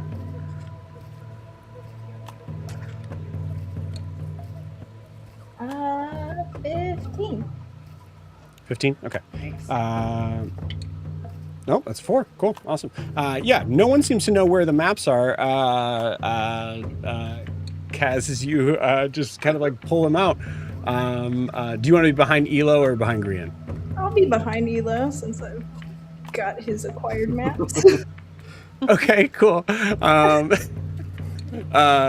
Sweet. Yeah. All right. Cool. We'll add to that interesting sort of effect now of like Elo's also trying to kind of direct Grian, so he's not looking behind him. I'll just Cool. throw out random suggestions. Seemingly random suggestion. Mm-hmm. Beautiful. So we'll say Titian's behind Kaz. So Grian, Elo, Kaz, Titian. Prisha will be next. Prisha. Adina, do you want to be just handling the back, just in case there's... Sure, I can take the back, but I want Anesh in front of me. Got it. Anesh is not going to argue this time. Protect him for a second. Just like, let me So we'll say protect him. Ianthe and Daphne are behind Prisha. Anesh fell over, but Anesh can absolutely carry Missing's body. As Adine, you collect yourself. You're out for 6 seconds, and you're back up. So I just took a moment. Yeah. okay, cool. Grian, as you head down passing by some of this like same sort of familiar kind of cave kind of territory, you immediately hear whispers up ahead. Okay.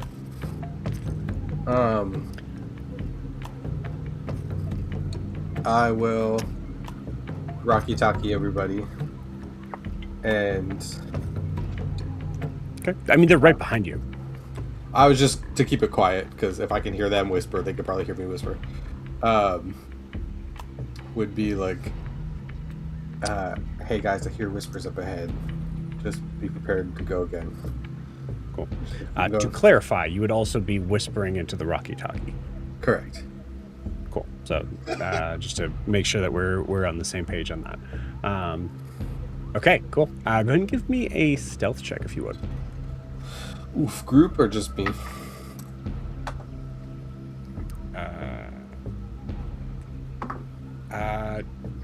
Just you. I'm not very stealthy. That's a 10. Okay, cool. With a 10, you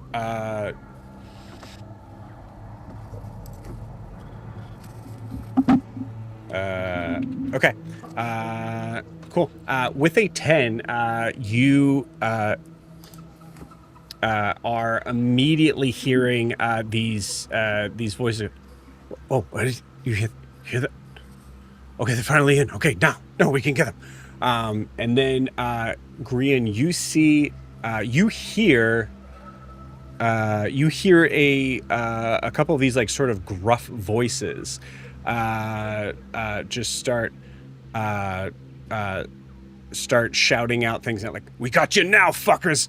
and you start to see a figure loom into view before all of a sudden there is a massive flash of light behind him. You see both of those figures seem to get two figures that were kind of coming in just seems to get knocked against the wall and immediately fall down unconscious. Then you see a figure start to step out from beyond the hallways as the first thing you see are these glowing eyes as you see this figure. Dan, could you please describe what they see in the tunnels underneath this bar? Sure, I sure can. Yeah, you see a tallish human-looking figure. He's got long black hair, copper skin, about 6'3" or so, and heavy plate armor. His eyes are glowing kind of a soft golden color at the moment. Except he's in heavy plates, and he's got a very long lance strapped along his back that is glowing kind of a light blue behind him, and he probably has a look of somewhat bewilderment in the current situation. Absolutely cool. In this moment, Riaris, you just heard sounds of what seemed like someone being in trouble, and you are completely lost. Trying to sort of find your way, but from the other side, you see that there's a group of figures that probably have their like weapons out at the ready, also sort of facing opposite of you in this very dark, damp tunnel. But ironically, dead ahead of you, Brandon, could you please describe what Riaris sees in Grian? Yeah, I want clarification. Did he pop up right in front of a group that was going to attack it, like that was coming at them? Like, so yeah, they're unconscious in the middle. No, he basically like was kind of like off to the side, and then he just kind of stepped into view. Okay. So I could tell that he was separate from those guys. Yes. Okay. Great. So I think just based on where the fuck we just came from, I think what Riar sees is this, human-looking dude. He's got golden eyes. He's wearing this like mithril type vest armor, long pants. He's got this like golden bracer, and his other hand wrapped up. Wings are gone, or are gone for now. And I think just coming out of the fight and bracing for it, I think what Riara sees is this dude come at him when a sword just appears out of nowhere, and I'll take a swing. Oh, okay. Oh. You saw a flash of like Azamar light. Brandon, you just asked me if you could tell that it was not the same people that were attacking him. We also just came from a guy who's being controlled by a god. So your first. Fair enough. Why did you clarify? Safe. Yeah, go ahead and make that attack. Go ahead. Cool. I'm not gonna hit by any means. To clarify, this is a completely different new figure, right? Okay, cool. Also, I attack him cool. immediately. Well, you're like, yeah, he just stepped out of this gold knight. I was like, okay, well, shit. All right. Not like we were just, Hey, that's my thing. That's 15. No, does not hit. So when Grian kind of makes his swing with a what weapon is Grian holding in his hand? I think it's just a straight up sword. Nope. You're using your real sword, or you? I've got a packed weapon and can turn it into whatever. That's what I'm saying. Yeah. So could you describe what it looks like for the? It doesn't just look like a normal sword. It is. It's a basic ass sword.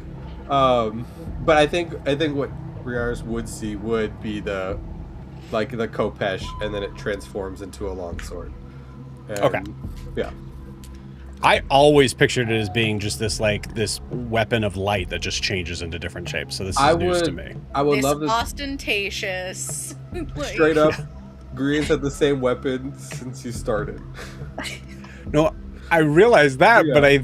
No. I believe you specifically were having it change into different things, so I assumed it was just with Azamar sort of stuff that was having that happen. No. Okay, cool. So yeah, you have That was Riaris. You have a this strange kind of curved, like sort of backwards curved weapon. How do you deflect it in this moment?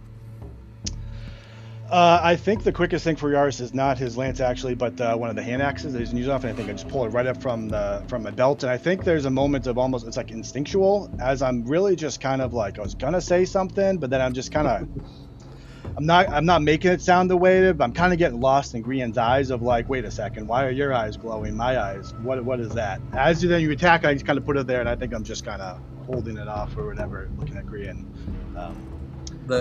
Yeah. Let me ask you, I've had this situation before where I run into another Aasimar. Can I get the feeling that it's another Aasimar? Because that happened with Aaron, too.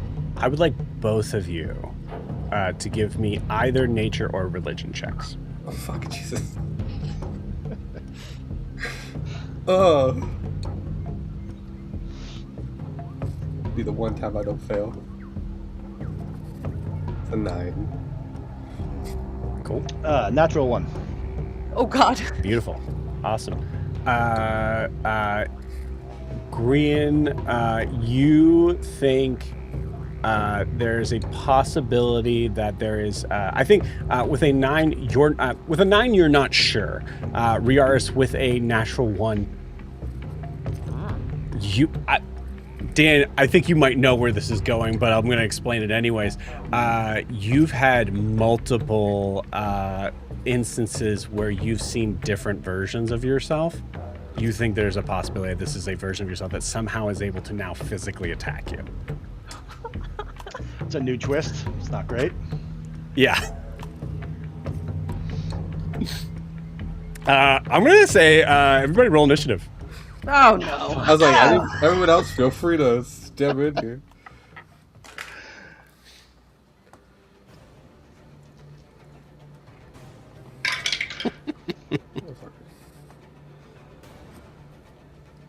Do you want them right now? I would say just the PCs, Okay. just to keep things simple. I'm like, fuck, Jesus. Do you want them right now? I want them right now. I rolled a 4. Great. 17. 8.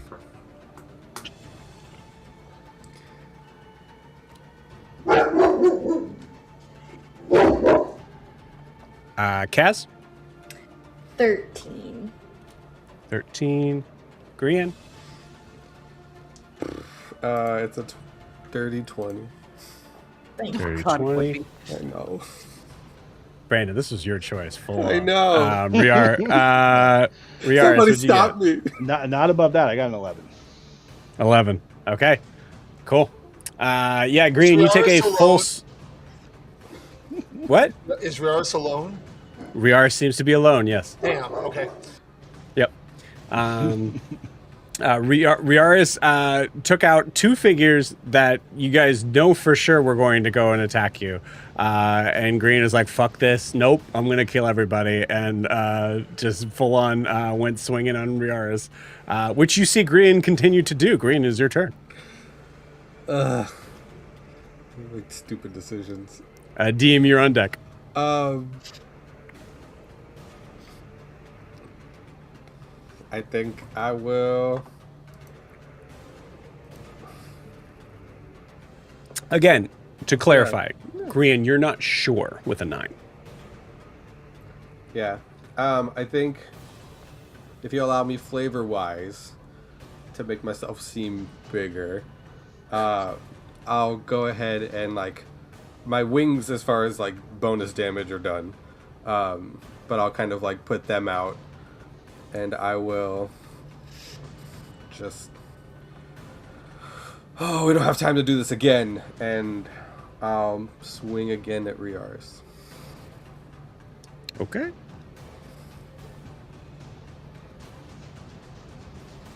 Okay. Yeah, you're right. I actually have to do that. You're right. Yep, It's that's you. It's an 18. You're right. 18 does not hit. Great. Once same hand axe, Riars? Yes. Yeah, same sword. Or... Yeah, I think so. Yeah. Yep. Cool. You got it. Just once again, trying to kind of figure this out. Now, Riars, you are fully just convinced. Shit. Okay. I got lost trying to follow Lars, and I somehow ended up in these tunnels, and now I'm gonna die from a version of me. No one's gonna believe this, and this is how it's gonna go. This is bullshit. This sucks. Yeah, I think I mutter out loud something like, "I'm gonna kill Kaelinor, and she's not gonna believe me," and that's great. Awesome. Okay, well, I guess we're doing this. I love it. Cool. Adeem, you're up. Before I'm up, does Ianthe recognize the name Kaelinor? Because I did name everybody. Yeah, you did. Oh, that's true. Yeah, I will allow a reaction from Ianthe at hearing that name. I purposely named everybody I thought she might meet. That's the one I remember. Wait, what did you say? More Green, of you. stop. I don't want to die. Yet again. Wait, did you say Grian? Wait, you're Grian? And with that, we're out of initiative. Thank God. Okay. Actually, I'm going to say with that, we're going to take our 10-minute break. We'll see you guys in 10. God.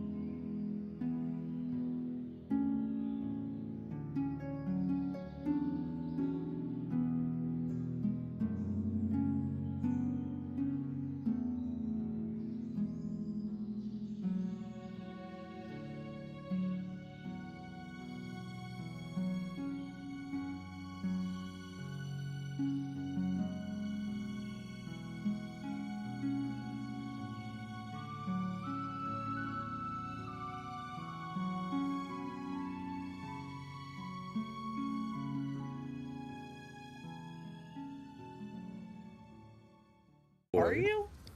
Huh? I can never tell. It's always the question.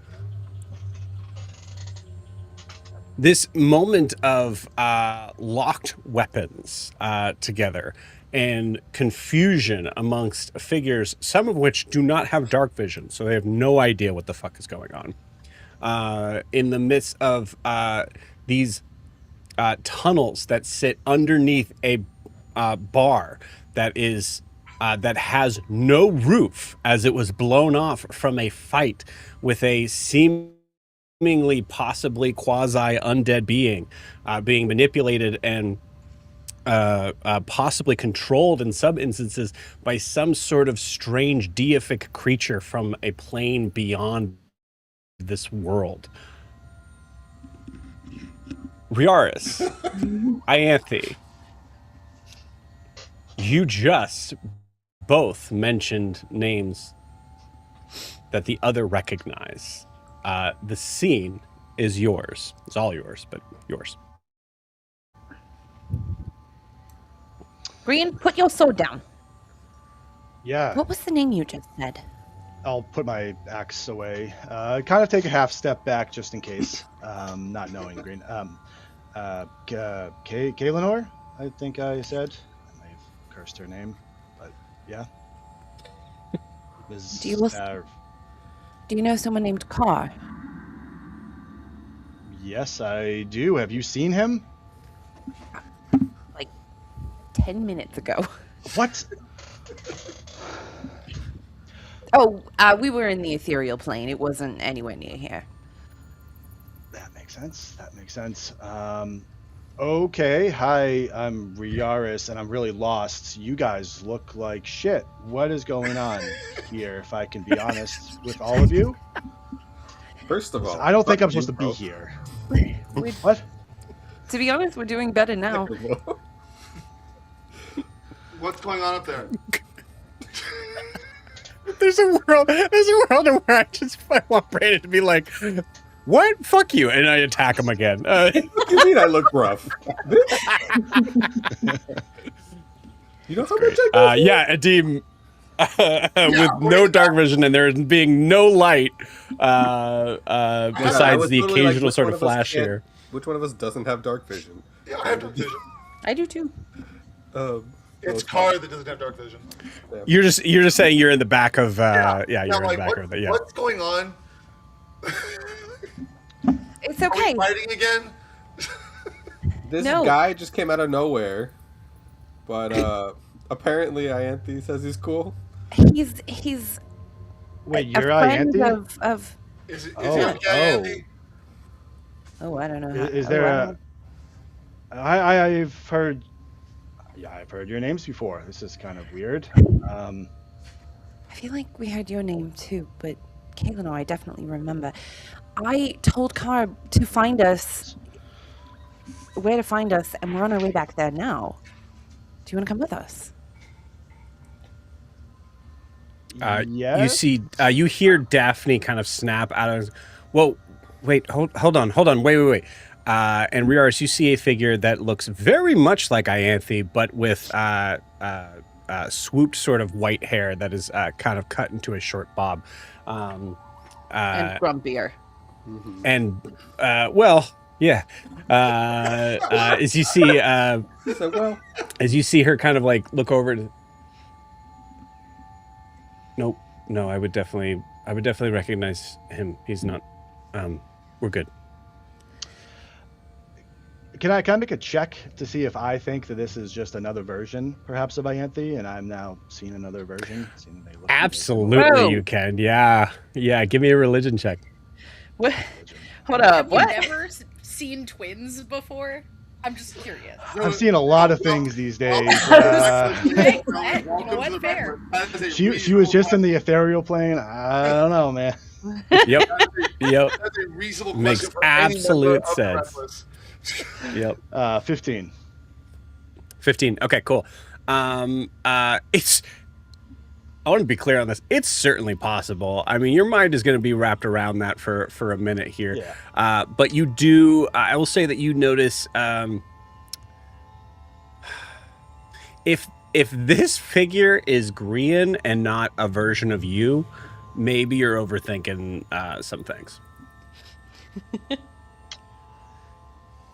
Yeah, I try not to spiral down that rabbit hole.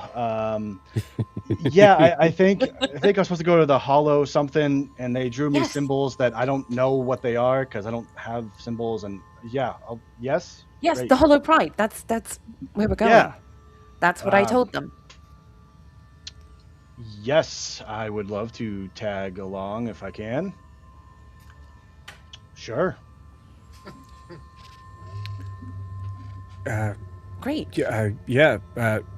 You see Daphne start to kind of like think that she has to lead this moment. Yeah, no, that's welcome aboard. Wait, what the fuck am I doing? No, someone please take over for me. Elo? Come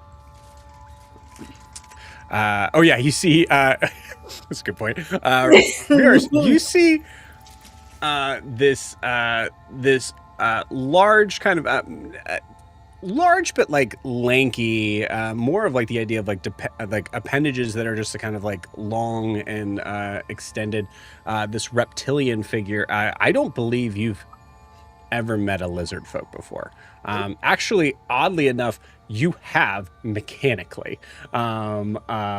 Sigrud was like mechanically a lizard folk at first, but I don't think you make any connection whatsoever with Sigrud. As you see this this green reptilian figure just kind of loom over the back of Grian. Hello. Hi. Riaris. Nice to meet you. This Yeah, is Elo. He knows his way back around better than we do. Sorry, I just ate. We're all still good with that, right? I just saw Grian kind of. No, that's Just getting a 100% little okay. sick. That's your thing. You're good, man. Yeah. Do you guys not normally eat? I don't understand. You can ask him about his culture later, but Okay. Oh, okay. Sure. we're kind of close to a bar that we just fought in. We need to put some distance. What We do. clan are you in? What tribe? You could say the Reckless tribe. Yeah, one other part of. Unfamiliar. Okay. I have no reason to assume that this is an enemy. No, he's a friend Elo? of a friend of me. Yeah, friends. Right. Welcome to the Hall of Pride. Fuck it. Let's go. Elo starts to kind of like go up ahead and then just kind of stops for a second, looks left, looks right. I'm still not entirely sure how to get through to where we need to go here. So it might be a little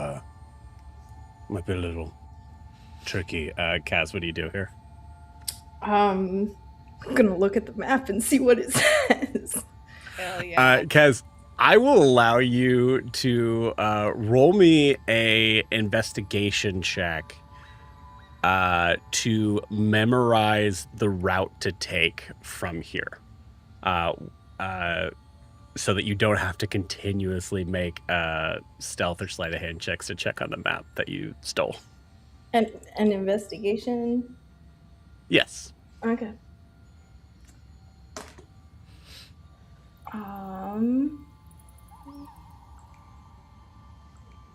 13. No. That's not what I rolled. I'm so sorry. That's okay. 19, You also you have a like side bolster knack thing that you could use here too, right? I'm not proficient in investigation though. Oh, that's right. Only proficient things. Cool. Yeah, no, my brain is just scrambled with.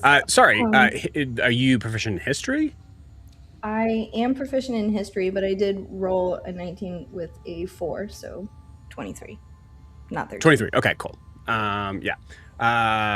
Yeah, with a 23, you've I'll say 23 is enough that you've memorized it as this confrontation was going on. So you're good. You don't have to reference back to it now. Excellent. I'm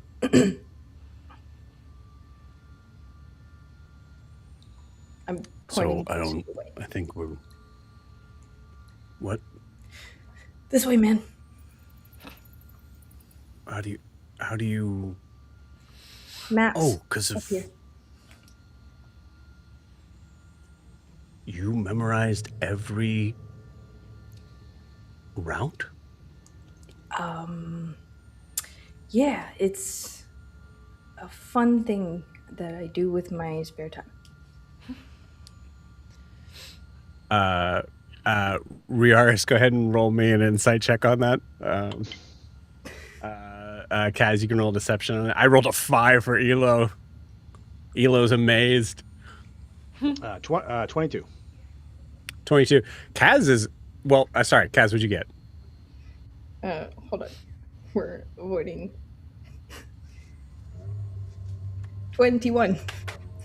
21. Riaris, you're pretty sure this new friend of yours is lying to another figure about something to do with maps.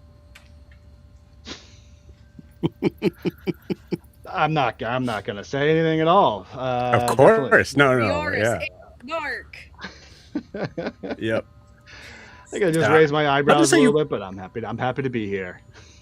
You got it. You clock it, and that's that. Cool. With that, you guys start to kind of maneuver your way forth. To be able to kind of get into an area with the Hollow Pride is actually a little bit tricky. You guys have to kind of backtrack and move in pretty close to some of the area around the improper new moons territory. So I'm going to roll a couple things here. As you guys do pass by that strange area where there's a couple of sarcophagi.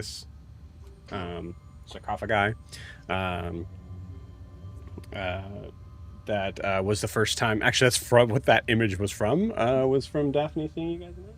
I rolled pretty bad for one of them. I'm gonna say go ahead and give me a group stealth check, gang.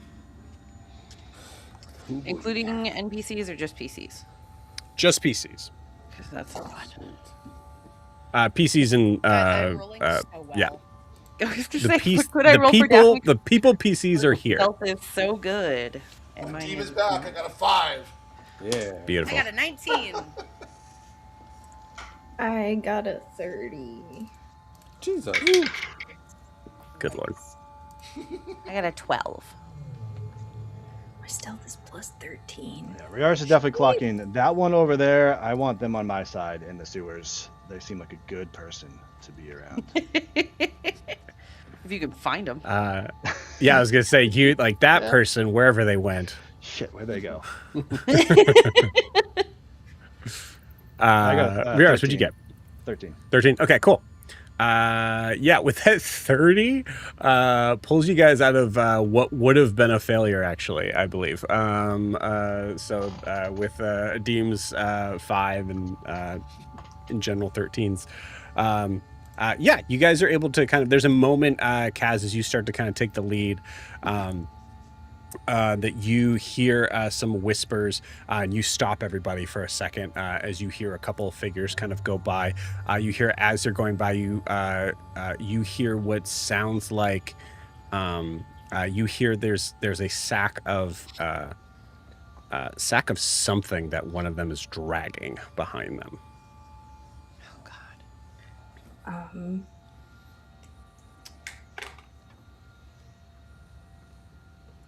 Okay.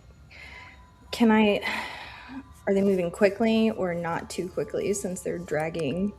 They're not moving quickly at all. They're dragging. Yeah. Half their movement. That's how slow they're going.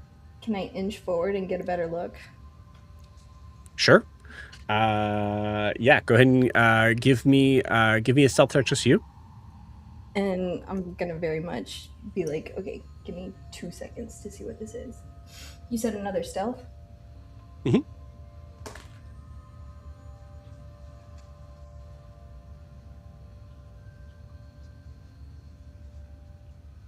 26. 26. Okay, cool. You see what looks to be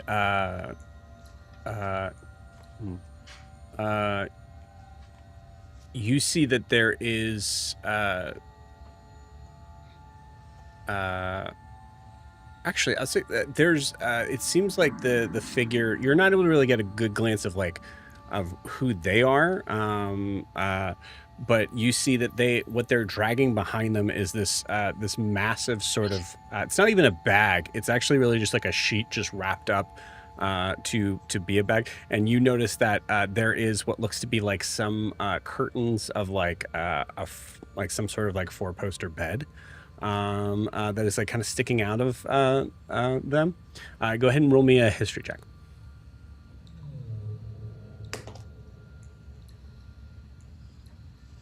Mm, 19. Okay, cool. 19. You remember that Kira specifically needed to have some very specific decorations in their room, and you recognize that as one of the decorations. You're sure that the figure that's dragging them is not Kira. Oh. They took the time to move the furniture out. Oh, they suck. Diva. Oh, actually, I'll be honest with you, Kaz. I'll just kind of tell you straight up. It looks like there's just like some members of like some leftover members of the gang are just ransacking the place. Okay. In that case, I'm gonna very quietly relay that information to everybody. So we could just let them go, or we could mop the floor with them. Up to you. They're already passed, so you guys can continue on if you want. Or we could just slowly follow behind. Or you can slowly follow behind if you wanted to. Not like that, but like, yeah. I'm gonna be so for real. I don't care about Kira's furniture. Cool. Kaz is gonna step out and yell, "Drop it!" What? Okay. God damn it, Kaz! Why are you pulling a Grian? I'm with you, Trisha. You said you don't give a fuck about it, so I'm making them leave faster. Oh my god! I'm making them run. What I meant. I will say this makes a little bit more sense to me. I'll be honest. Cool. Give me. Trisha just behind Don't give me Kaz, an intimidation check. I rolled a 4. Okay. You Can I put more stank on it though? sure? Yeah. Please, by all means. Okay, so for sure it's gonna be like a thaumaturgy of like right where they're standing, and they're gonna hear all of the whispers that I hear when I start activating my magic, and my eyes are gonna glow, and I'm just gonna drop it and leave. Cool. Yeah, you hear like several octaves lower that seems to kind of extend out and move past as we hear this almost sort of demonic sort of sound coming from Kaz, but only known from the people that are around Kaz in this moment. As you just immediately hear a very high-pitched scream, and then you just hear a male figure just yelling, "Shit, leave it!"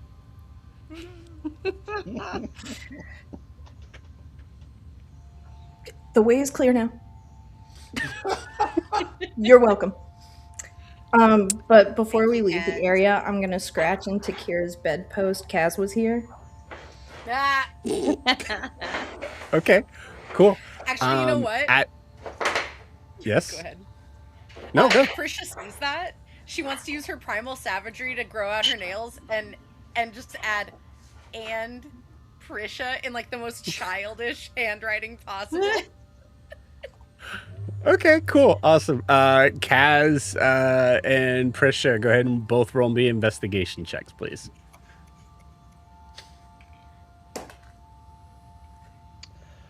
Oh, 13. a 9. Okay, cool. Prisha, only Prisha, which is funny. You notice that as you're kind of carving this in, after Kaz is starts to kind of like move away, Prisha, you start to kind of carve in, and you notice that the bedpost kind of shifts a little bit under the weight of this like strange kind of extended monstrous sort of claw that you have, and you see a glint of what looks to be like this gold like serving plate in that bag. Oh, I'm absolutely taking it. I'm Okay. just gonna go, ooh, pretty, and then take it. Thought you didn't care about that. But it's pretty. Pretty? Yeah, I would. Ianthe, a fucking plate. You got it. Cool. Another In this plate. moment, as you all notice that, okay, this bag seems to have more than just a bedpost of and a curtain of. There seems to be what would be the equivalent of about maybe 1,000 gold in here. Hell yeah. As the Kaz, person which you recognize as what was most likely Kira's take. Kira owes me like 10% of that.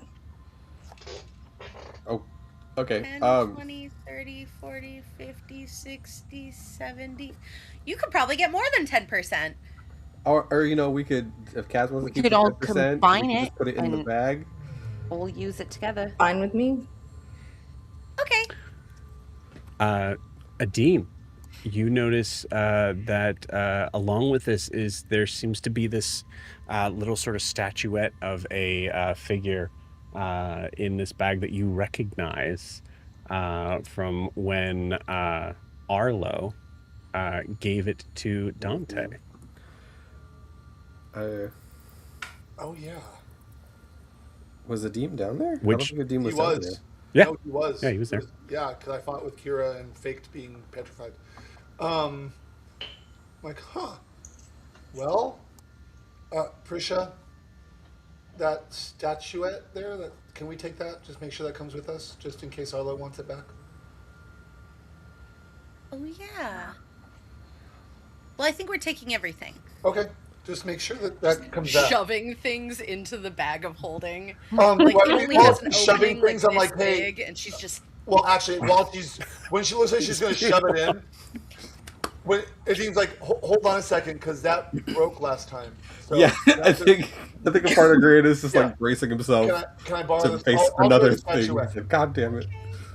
I'll carry the gently statuette. puts it in. Okay. Prisha, you have to take it out. Now, say in the process of taking it out, you recognize that as a statuette of the Raven Queen. She's prettier in person. That's not creepy at all. Okay. I'll take it and Adim! wrap it inside like one of my extra shirts Point. and put it in my backpack. Riaris, you catch that as I don't think Riaris is very sure of who that is, but it's definitely someone who was important enough to make a statuette of. And I think just because Prisha's near the back middle of this like line, and I think you just hear You guys are in a weird group now, but yeah. She's gonna have to like, and then it like trails. Like I'm just like standing back and looking like, so this is like your hiding spot, and you guys are getting your stuff. What No, what we're is not this? there yet. Ah. Okay. Cool. I guess. I guess, guys, just let's put that in the bag and go. We gotta get to. Although, get you know to what? eat it. Adim does pick up a pebble. Just add it to his collection. Yeah. You see, as you pass by a couple more rooms, Kaz, roll me a vibe check.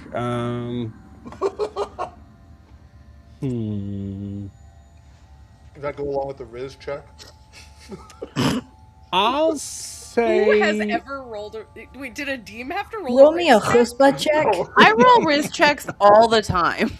Roll a chutzpah check. No, I'll say for this, roll me a history check, actually. Okay, rolling for Moxie. Roll for audacity. Me every goddamn day. Okay, hold on. Calculator. Quick maths.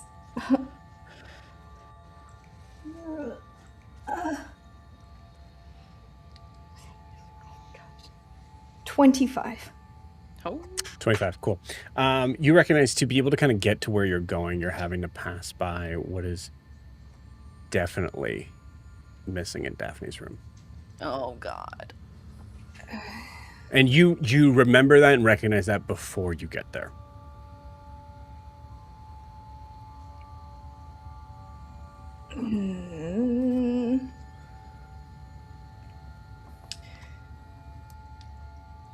Daff? Yes. No, I don't need any of that. You guys can take all of it. No, do you know where you are?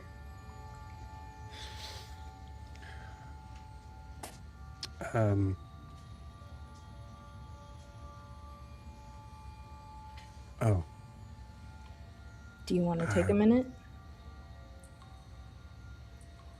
Or just walk by?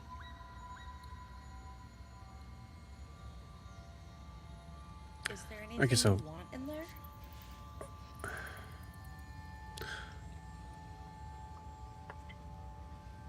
Or do you want me to go and get something for you? No, there's just a couple things I want to get in there. Thank you. Okay. Do you want me to come with you? Yeah. Okay.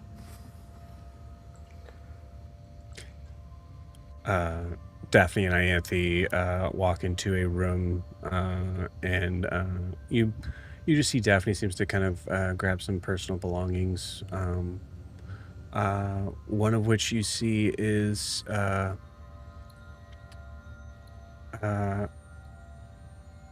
you see that there is a what looks to be like the broken tip of a crossbow bolt that she had in a topmost drawer. She grabs everything else. Doesn't seem to be of any specific notice, but you did notice that.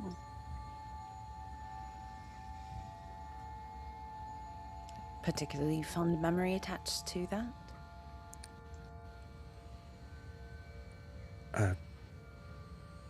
The first time we met, I shot them.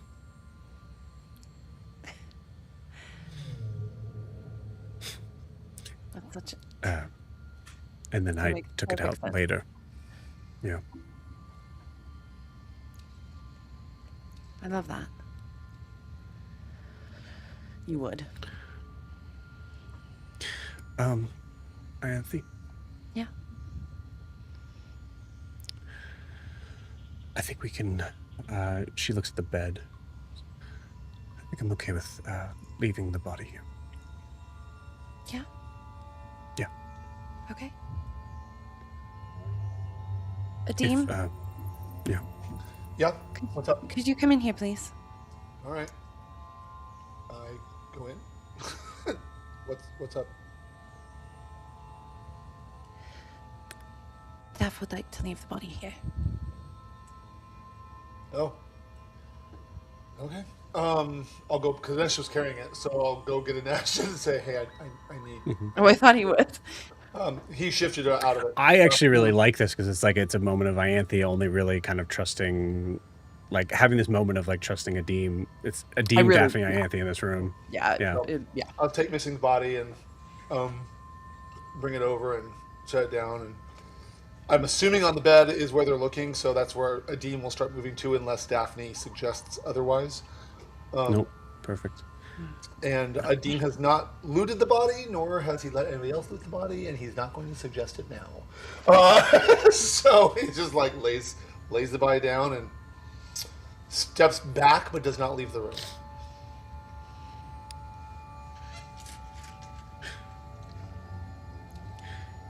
Can I cast prestidigitation to like clean them up a little and like? Yeah, absolutely. Yeah. they're finally resting. Okay. From the door,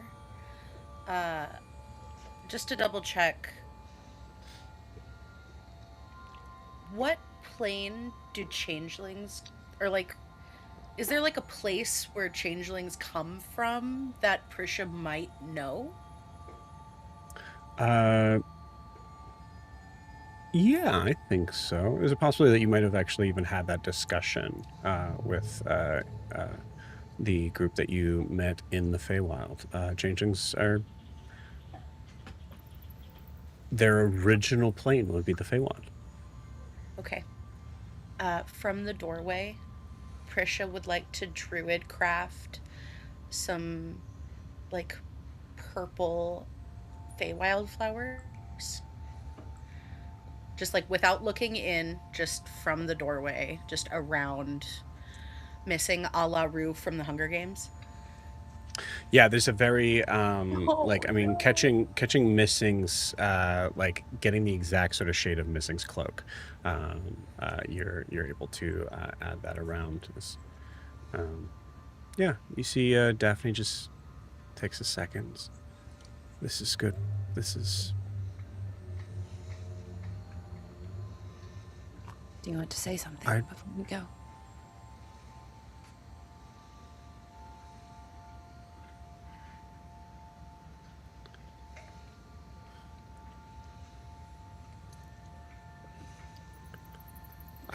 I have to break my promise. I'm sorry. At least for now.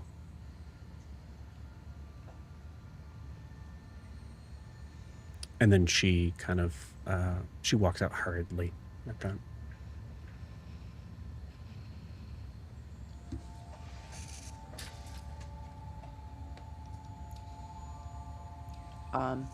I'm just gonna say to their body, I'm sorry. And thank you. Thank you for loving her. If you find your way back to her properly,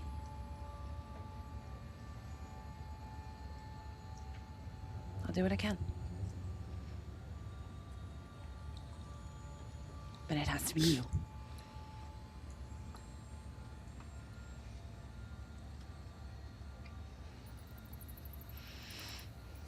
I think, Ianthe, as you say that last line, there's a moment where you feel you don't spend a spell slot here, but you feel a moment of like gravity of that last part of that to be able to kind of put a little bit more of this like sorceress sort of energy around that statement, as you feel that this room is temporarily protected. And I think actually kind of a good sort of moment here along with that. Riaris, you have no idea what's going on, but go ahead and give me... yeah, I'd say go ahead and give me a religion check. Might as well not have. That's a 3. Okay, you got it. You have no idea what's going on. No, I think I'm trying to busy myself with not paying attention. I've died countless times, seen people die countless times. I understand this, and know that now is the time for me to inquire. So I am looking about this room, probably absent-mindedly, just letting it be what it is. Yeah, I think there's a funny sort of moment here where actually being in a group that has not experienced what you have experienced, there's a moment I think where like something kind of occurs to you as like, oh, it might be like helpful information to sort of like get an idea that maybe this isn't, you know, that there is sort of other, and then you kind of like stop yourself in like that mid thought and just feel like, nope. I think there's even flits on my mind of like, should I offer to like get another version? Like maybe I can help them out, and then I'm like, and then it's like, you know. It's beautiful. I love that. No, thank you. Yeah. So yeah, Ianthe, you feel this like kind of temporary sort of aura kind of appear over this to recognize that no other being from any other plane is able to touch this body for at least as long as you're able, which is something. And you guys leave. Before Go ahead. before we leave, when it's just me and Nadim in the room, Yeah, I just yeah, want like to that. I just want to very quickly. I saw Ianthe What? in the other plane. I saw him. Is he okay? He is now. With everything going on, I just wanted to tell someone. I'll pull her into a hug.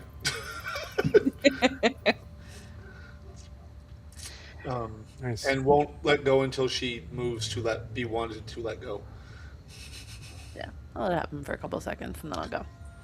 And then Yeah. when she leaves, Dean looks around the room and just to himself, but an audible, like under his breath, but talking to himself, says, "What would Daphne like to remember you by?" Just to himself, and looks around the room. Is there anything that strikes Adim as maybe Daphne would want this later? Okay. Yeah. Give me an investigation check. Okay. That's not going to go real well, but it's okay. 16. Oh. 16.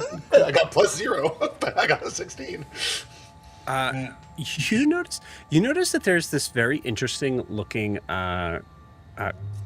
coin that is actually with a 16. It seems like it might have been knocked over at some point, like from a quick sort of exit or whatever. But it's like kind of like sitting in the corner of the room, like you can just kind of like catch it just under the dresser. Okay. And as you pick it up and look at it, you notice that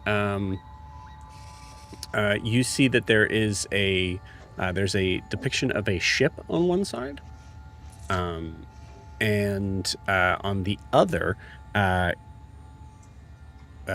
you see what looks to be like a depiction of a lighthouse, like very simplistic. Okay. I'll bend down and pick it up, and I'll put it in one of my empty pouches. Not my pebbles, not my father's. Just put it in one of my empty pouches so I know it's separate. But as I do that, I also send through the ring just, "We're fine." Nothing else. Yeah. You Because as far as the demon is concerned, he never responded. I mean, above board, Yeah. I know he was sending people, but it's kind of a cold, "We're fine." And Oh, I forgot about that. I did. Yeah. too long. Yeah. And a deep. I think there's right a now. yeah there's a yeah. Take it from Dean's perspective is what we know. Exactly. So he's just, "We're fine," and that's it. no other words. And then he leaves and goes with the party. You leave, you close the door behind you, and Can I lock it? that is that. I'm going to say that there was actually no lock on this door because no one dared enter this door. Okay, in that case, I'm going to take some water out of my water skin and Yeah. shape it to go into the lock and freeze it. So at least You got no it. one will go into it for a while. Love it. Cool. With that, you guys are continuing to sort of snake your way through. Unfortunately, having to kind of like really spend unfortunately a little bit of time in this area of what the former sort of the improper new moon, the remnants of what was originally the pale moon, is there. And you see Daphne. Daphne does not seem to spend any time in reference to this. Ianthe, you notice this specifically as you see a familiarity in this from your sister of, we have made our choices and there is no reason to look back on any of this. As you've seen Daphne do this at least one time before in Celeste. Yeah. So as you guys are kind of venturing back here, it's going to take you a little bit. I'm going to say it's going to take you about maybe an hour or so to really be able to kind of get into a place where Elo's going to be able to recognize where to go. So any sort of conversations you guys would want to have here, you certainly can.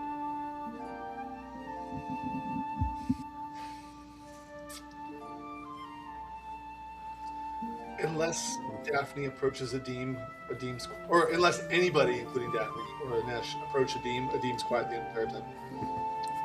Yeah. I mean, I think, generally speaking, over time, Riaris would kind of go to everybody and like introduce himself and be like, I hey, wanted to talk to Riaris. You know. Yeah, absolutely. Yeah. I don't know how we want to do that, but I think I would. So I could say, I'm gonna, because you mentioned it, Jack, I'm going to go to Redeem first and be like, who's this guy? There you go. Just kind of pull back, see you're hanging in the back. Hey, I'm Riaris. I don't know if I've met you yet. Nice to meet you.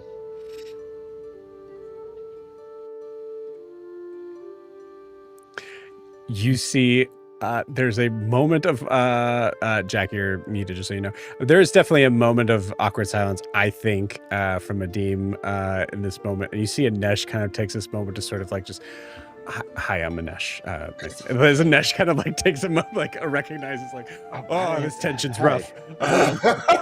And above board, I'm sorry, my dog was not letting know. It's all good. I think it's on brand for Adim to be like, yeah. But once Anesh says something, Riaris just goes, he looks at Riaris and goes, nice to meet you. I'm Adim, thanks for helping. Adim, okay. I've heard your name before too. Nice to see the face for the name. What did you hear? All good things. All good things. Like that you were a person that this person met. That's all. Which person? You see Anesh. Anesh's eyes are just wincing every time Adim responds. I think I go a little palish and just kind of look at Anesh and so anyway. So mystery person knows me. Great. Okay. Well, honestly, thanks for helping. I shouldn't be like this. I'm sorry. Hi. I haven't done anything of help, so you don't need to apologize. It seems like you guys have some people away up there, so that was the thing that I couldn't do. Sure. You see this figure, this dark blue, sort of somewhat Nightcrawler-esque looking figure. Just look at Riaris and kind of give like Riaris like a little bit of like a thumbs up of like, that's the best you're gonna get. From Adim. Which you could choose to ignore, honestly. I am going to ignore. I'm going to see that, and I'm going to take that as encouragement, not as a good job, walk away. Hell yeah. So, for me, Joe, how much, I think I know, Dan knows, how much does Adim look like, say, a sea elf that I may or may not have known in prior time? Are they how similar? I would say not really. Okay. Adim's definitely more of that deeper green. Coloration, not at all, but I do have the half elven ears. Gotcha. Okay. Yeah. So you see that. You see. You also notice that like Riaris, you're also aware of like you've seen like merfolk too, that look somewhat similar in like ears to this, but yeah.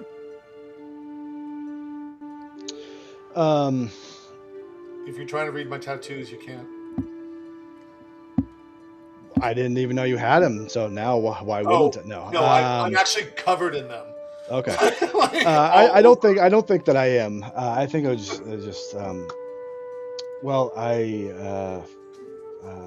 Are you from Hasamal? I've only been here like a few hours. Well, you Quite the just looked at city. me a lot, so I figured it had to have been the tattoos. No, I am not from Hasamal. I am from. Why am I forgetting the name of it?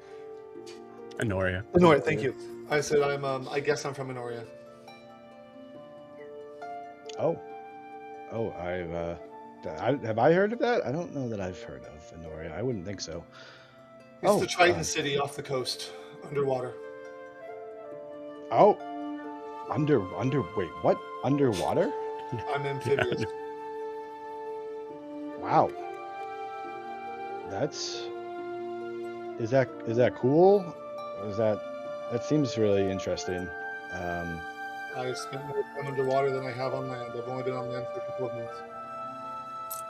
I don't know if it's funny. I spent most of my life on land, and recently I've spent a lot of life on water. So I guess that's a funny thing.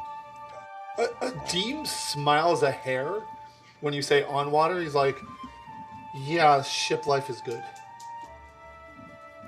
I'm coming around to it. You ever been to I don't really know where Honoria is. The Isles? I think it's past South Imea, a little Is further. Dean familiar with the Isles from his time on the merchant ship on the Dragon's Prize? Ooh. He was on it for 2 years on the ship. I'm not sure where they traded. So I'm gonna let you say that that there's a possibility that you might have made a single voyage just to Shasavi. okay, yeah, I think Captain Marsalis took us into port there once, but it was very soon after I came on board, so I sailed the ship. It seemed like a nice place. I mean, they were polite enough on docks when we were loading and unloading. Yeah, Shasta. I'll say you also remember specifically that you saw a beached ship there. Okay. That was like odd. There was basically there was some kind of beach ship which I found was strange. It was just sitting there, but I mean, it was, so I guess if that is, then that's where I was. So you're from the Isles? No, but it's where I've been. So I had a journey to go there, I guess you could say. So my people aren't used to the water, so going on a boat was new. Still learning that. I'm not really still getting used to land. Yeah, I hope you get used to it, just like I hope I get used to water. I don't really love swimming, and this armor is pretty awful for that. So Thanks, but truth be told, I hope I can go back to the sea soon. You know, I get that. Like I said, I haven't been here for too long in this area, and it's been nice to be back by mountains and forests and stuff. I'm not a huge sand fan myself. Well, I didn't mean on the beach. I meant under the water. I want to go back. Water. I understand. I don't understand, but I think I understand. Sure. Maybe it's something else for you to explore one day. Yeah, maybe. We'll see if we ever get back there. Far away from there. Riars, give me a history check, DC 11. Well, I rolled an 11, but I did not get an 11. That matters. It's a 10. Okay, cool. Yeah, you're good. Great. Sweet. Unless the demon is anything, I think I'll awkwardly let the conversation lapse. As it's lapsing, two things will happen. I'm like, I'll lean in and be like, so before you start putting your foot in your mouth, and I point to Daphne and Ianthe, those are my sisters. And then walk away. It's kind of like a little bit threatening. And then I'll walk away and I'll go to Nesh and say, see, I can't talk to people. You see Anesh immediately just being like, that was really good. That was really. I was impressed. I'm impressed by that. That was really. Riaris, you. It is fully fair for Riaris to be able to take this as like a deed being like, those are my sisters. Stay the fuck away from them. 100%. I think that. Oh, okay, great, 100%. cool. Yeah. No, Joe read this as like, those are my sisters. Yes, we are related. You don't Oh have no, to. I be... definitely That's how took it I read as that like, too, yeah. don't even think I about meant it. it. Like, Yeah. fuck with my sisters. I Cool. think there's a moment of I think Anesh took it as like, that was really good. Yeah, it was good. Like, just made him feel easy. It's just as Riaris just 1,000-yard stares. yeah. I think I stopped for a moment and then I like turn to my left shoulder and like say to myself, was sort of like, I told you they were sisters. Like, why you know? I know, but there was definitely. You never imagine that there were people who were going to talk to us. I'm just saying, you want to be careful about those sort of things. They're both Oh, I very think you start attractive, walking I will in. say. What? I'm just saying. I just, you know. Why Now would you that say, the- why would you say that? Why would Well, I guess honestly, the danger being there does kind of make me now a little more curious. But that's me. That's Anyway, The fact I that was right. Riaris doesn't know this, but one just watched her boyfriend disappear into the afterlife, and one just watched her paramour boyfriend. die. Her- Like, Yep. could Disappear in the not, afterlife. could not be the worst time. So they're available. I love how they both just Saying watch their there's a paramour chance. go off. You're of saying there's a chance.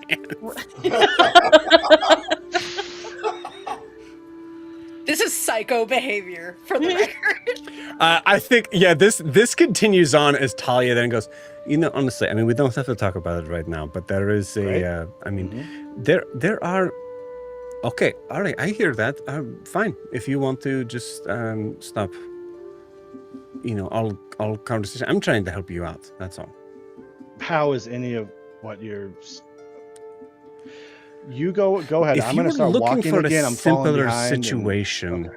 what do you? You're gonna walk away from me? I'm on your ear. No, I'm gonna catch up to them because I've stopped and I'm talking to myself. You know, I think people are noticing, like in the alley back, like. That's you That's know, completely up to you. You know, you can just talk to me in your head. You don't have to do it loud. Okay. Well, I'm just going to say wanna that talk maybe about maybe this. things will be a little bit easier than they are currently with you know who. Oh, That's all I'm going to say. I mean, And I'm done. that's not wrong. I don't think anything would probably be easier, but you know that's okay. Okay. We're gonna keep walking. So Prisha's Mhm. near the end of the like conga line. I love this. I love this. Can I absolutely hear this? Your call, Dan, but I love it. Sure. I don't know what Yeah. you do, so if you think that you could, then why not? Great. Yeah. Sometimes I still talk out loud, even as Joe has said in the head. So I'm sure you please hear my side, if nothing else. I don't think Prisha's doing anything magical. I think Prisha just somehow seems to kind of appear when people are trying to be private. That is pretty accurate. Yeah. Yeah. She can only hear Dan's side or Riaris' Correct. side. Correct. And I think that she just kind of like, I imagine there's like Riaris, like in the movie screen of this, there's Riaris and there's like the spectral vision of this thing he's talking to, and you slightly pan over and there's just Prisha A posing. Just. Oh, sorry, I almost I walked think she into you just there, but I'm sorry. Hi. Do you talk to yourself a lot? I'm Riars. Oh,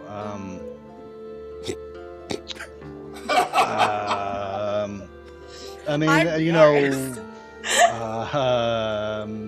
yeah, no. Why Okay. do you ask? Well, I wanted to know if it was normal or if it's concerning. But if you don't do it a whole lot, then it's probably concerning. She's talking way too fast. And she's just like, and if it's not normal, then it's concerning. And I can sometimes heal things. So do you need some help? Oh, no. It's nothing like that. It's totally fine. No, it's just talking with Talia is her name. Spirit, ancestor. You don't want to be bored by that. It's fine. What the hell are you doing? Why are you telling this random satyr things about me? What's wrong with you? I like that name. That's really pretty. I think ancestors are really interesting. I don't know mine. Okay, you can keep talking to her about me.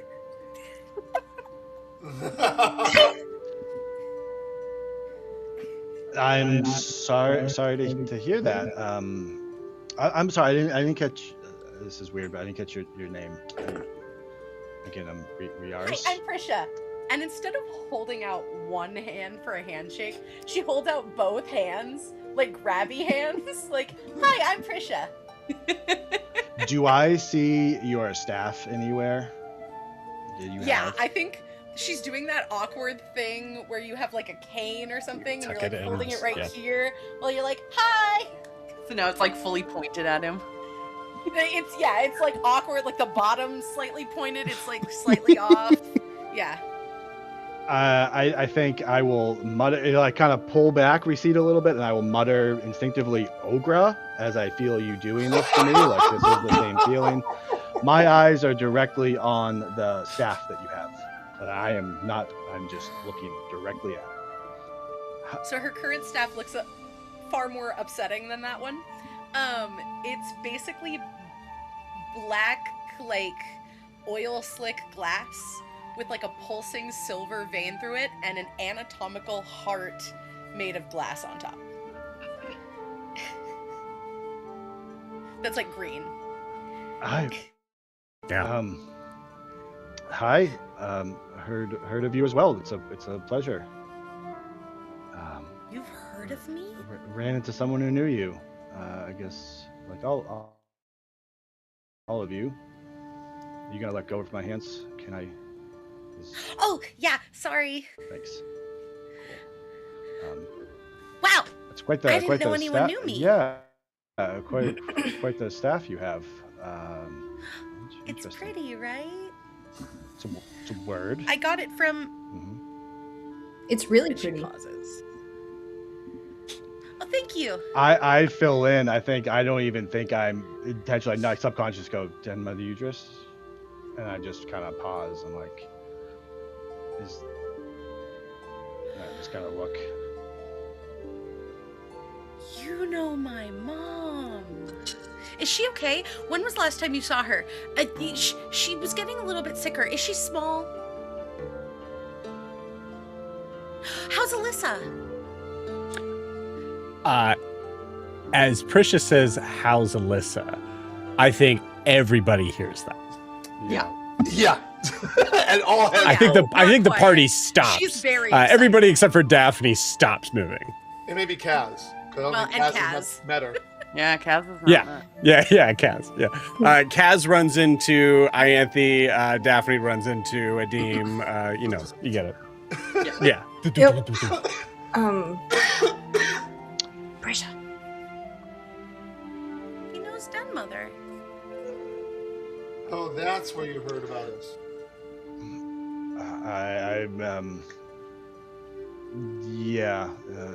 Yes. So how is Alyssa? That's what I'm saying. So you're right. Yeah. You see you're the Titian party. walk up, who's also here, by the way. This big Leonin figure walk up. Seriously, how's Alyssa? Yeah, he's like 6'10". Yeah. You all are so big. Well, Prisha's 5'8". 5'10", man. 5'11". Well, I don't have a lot of reference to know, but I'm just kind of looking at them to see like what they might try to infer, like what they might know, and just I think I'll say she has quite the passenger. I think you get. I mean, it's your guys' call what Riar's kind of gets in this. I think you probably get a lot of Big Brother energy from this group. Oh yeah. Yeah. Or sister. Real protective. Yeah, or sister. Yeah. Like Big it's sibling. very much like Yeah. very protective. Very yeah. You, But yeah, Riaris, you mentioned like passenger. I mean, you guys know exactly what he's talking Yeah. about. Adim kind of like, what do Oh, you yeah. know? yeah. But is she okay? Is she happy? Is she still Um, we only spent a night before we were kindly asked to leave. I think she's okay. The three of them. She's with her sister, and then Mother Udris, who I don't know what she was like before, but no, Prisha, I don't think she's doing very good. I'm sorry. Yeah. But I guess they're okay. We kind of had arrived there unexpectedly. So. You keep saying we.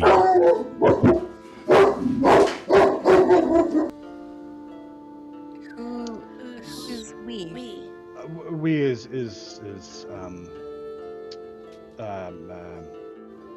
what do I Kaelinor is one of my other party members of the Reckless. We're sent there unexpectedly. Like I said, we didn't have much of a choice. We landed in what is Raven's Rock, I think it was. We crashed through a temple, and they were thankful enough to help heal us up, and we stayed a night there, and were told in no uncertain terms that we should leave by Alyssa or whatever is accompanying her. I think you guys get a lot of information that you thought was very secret from this individual, and I think Titian at least definitely kind of gives an eye to Ianthe that is like that is a little bit like this guy knows way too much. See, I was actually gonna say I think Green relaxes a little bit, like hearing that and thinking he doesn't know enough, so he's like, okay, like that's. Because, like, as a player, I'm pretty sure Riaris knows who they're dealing with, but as, like, a character, like, just saying, oh, that passenger, like, not giving those specifics, like, Green's like, okay, so he doesn't know that they're dealing with a primordial being. Okay. Yeah, I think the idea of, like, knowing that Alyssa's in Raven's Rock is the concern. That's too much information to be sharing. That's too much information. Look, I'm trying to be really just not... offensive here to Riaris. Like, I'm trying. It's not his fault. He's making it hard. Raven's Rock? And Prisha's gonna look over at Ianthe and Green and Titian and Adim. Is that where after... Oh. No, yeah. I don't know. Is it? Looking at Riaris. Such a Titian response. Yeah, it is. Thank you. You're doing Titian very well. Thank you very much. Not sure I follow, but that's where we were told we were. Town full of vines. Everyone dead, otherwise. Maybe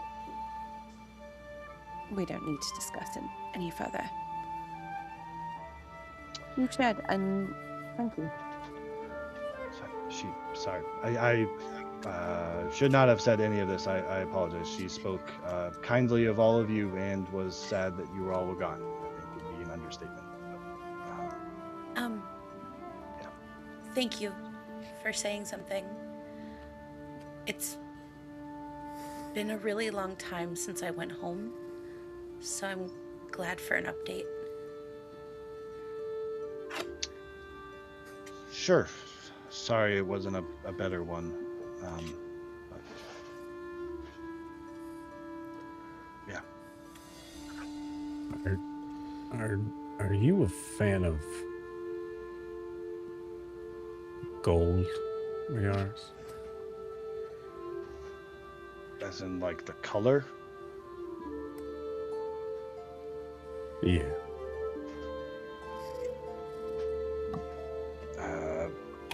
Not particularly. I mean, it's fine color. Prefer more of a sunrise, but gold, sure. If you're talking about money,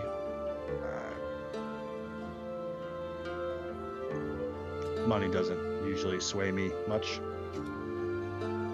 Why do you ask? You see this this strange Leonin figure just kind of leaning real close. Just trying to kind of... All right. I think he's good. I think he doesn't know everything.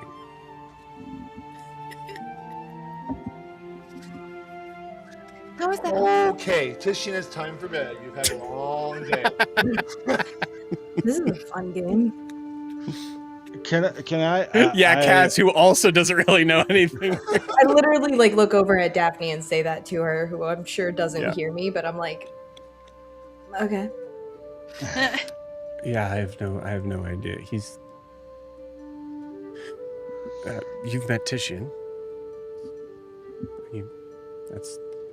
I have no idea what they're talking about.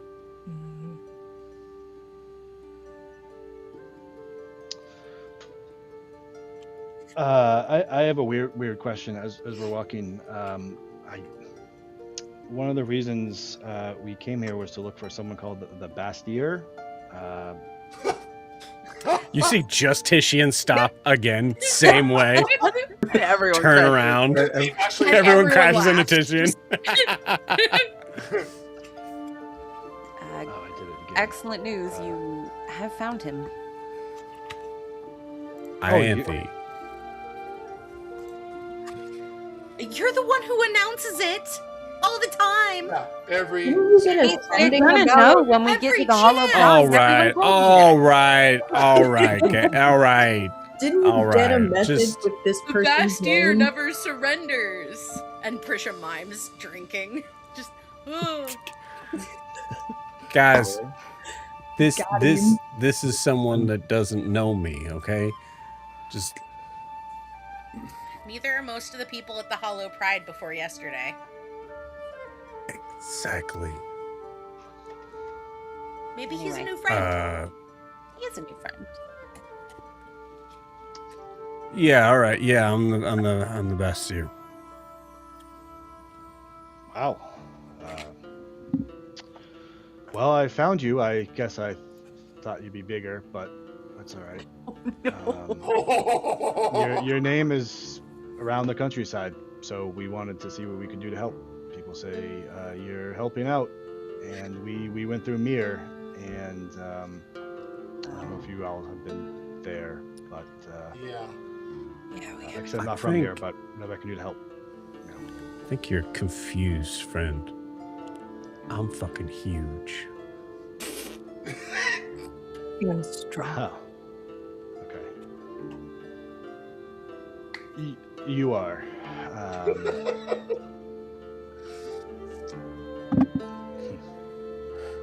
Team leans into Unesh, goes, I did better than that. I did better You than did that. so much better than that. You did so much better than that. I don't know where he's gonna go with this. I don't even think he knows. You see Titian's now kind of pulling back. He's still doing the intimidating stare, but he's not saying anything. What were you, I guess, coming to help with exactly? It's the great thing. I don't know. We don't know. We heard of this. This place is crazy. We ran into someone named who said he was a good friend of yours, Titian Riviere. So he told us all about you. Son of a bitch. He was weird. He said he was a good friend of mine.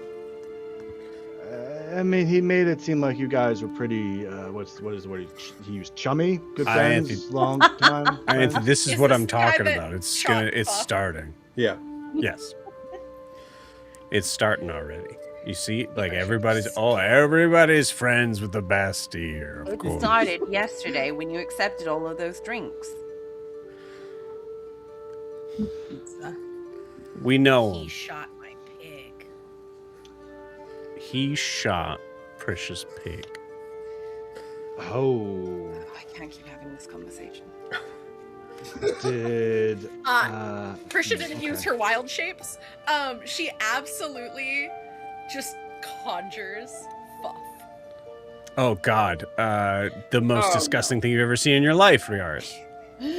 So you see, just appear in her hands, about this big, a little, very rotund, and I'm going to describe him as cutely as possible before I tell you the twist. He's a rotund, little tiny mini pig with a curly, cute little tail that has a little spark on it, and he's also rotting from the inside out. I can't help myself just go. She's just like Ogra, dead creatures too. Great. Okay. Cool. You would be a good friends with one of my friends, I think, Prisha. Oh. That's a creature. Wow. Okay. I was worried like because that? we ate like a pork stew, but I don't think we ate that. So I'm feeling a little better now. Oh, Fuff's not for Maybe. eating. Fuff is a Yeah. companion. Fuff is for emotional support. That's You right, see right, Titian Andy? Titian relax is a little that? bit as he looks at Riaris, just because I know I thought about it. I know, I get, it. But yeah, no companion. Emotional support zombie. What is emotional support? I don't. Okay. Most of my zombies are emotional support. You've met Zombo.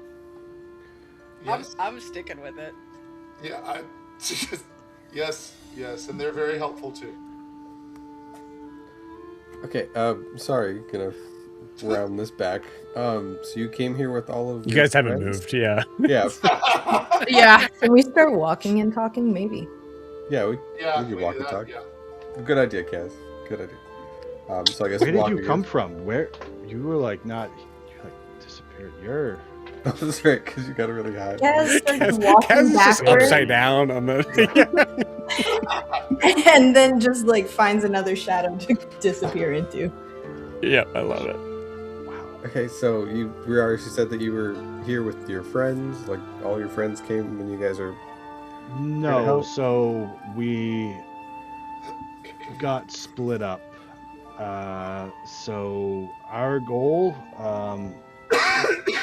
Kayla and I might say I have a bleeding heart and I want to help people. I think our ultimate goal was to somehow find a way to get to water. And if we could get to water, we could call our ship or find a way to go back to the Isles where we're meant to be at the moment. So Okay. that was our have a plan. ship. We do. We do. Yes. We have a captain. So do we. Points to a dean. Oh, Mm. interesting. Well, I'll make you a deal. We still got to figure out our next move. If you guys can help us, I'll send you wherever you need to go. I'm sorry, but that's in your power to do. Green, can I talk to you for a second? Titian just pulls you aside real quick and just says to you, Green, just, hey, look, I understand like you're trying to help out and stuff on here. But just remember that like my name's now gonna be tied to this, right? So like if it's something that we can't deliver or I don't know if he's gonna be, I gotta worry about here, you know. Titian, you know I can always deliver. That's okay. All right. That's not a. I'm just maybe. All right. Okay. Good. Yeah. I give my full. I say okay. I give my full support. Slaps you in the back. Okay. Yeah, I can send us wherever we need to go. Like wherever you guys need to go. At this point, do we think it's like pretty late in the day? Yeah. Okay, great. In fact, why don't we just go? What do you mean? Like I'm sorry. where? Back to the Hollow Pride. Yeah, I mean, I definitely would like to meet the others. If we could have with my group. Do you have to have been there before? Could you could just send me if I just say a name? How does? I just need to know where you're going. All right. Like what you said, you have a ship. I can just send you back to the ship. Obviously, after this is all done. We're pretty powerful group of people. Dean noticeably rolls his eyes. So does Prisha. I don't know. Their bird friend is pretty incredible.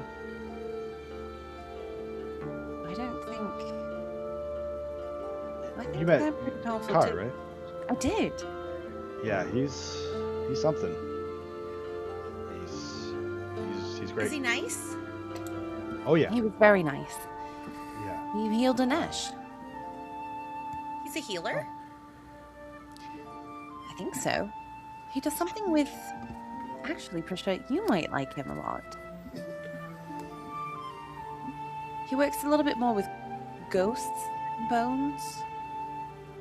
He spirits, I think, is more his What's the domain. difference? Wow. Damn. You see Guys, Tishy we're give one a proving step nod to closer the Ianthe going, what's the Ogma difference? Prisha crossover.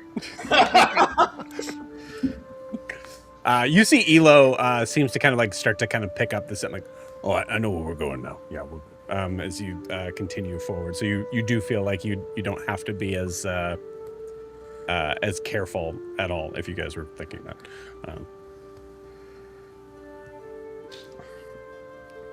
It's still a little Well, Yeah, I guess to the other side of your teal green, what do you need help with? I'm gonna be honest, I don't really know what we're getting into. We came in the east gate.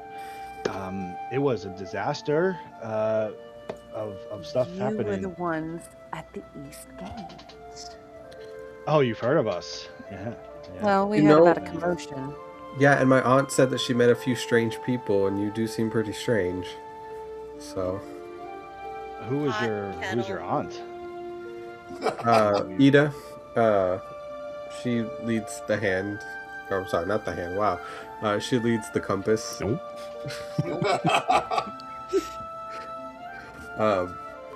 She's actually gonna meet us back at the tunnels, or at the Hollow Pride hideout.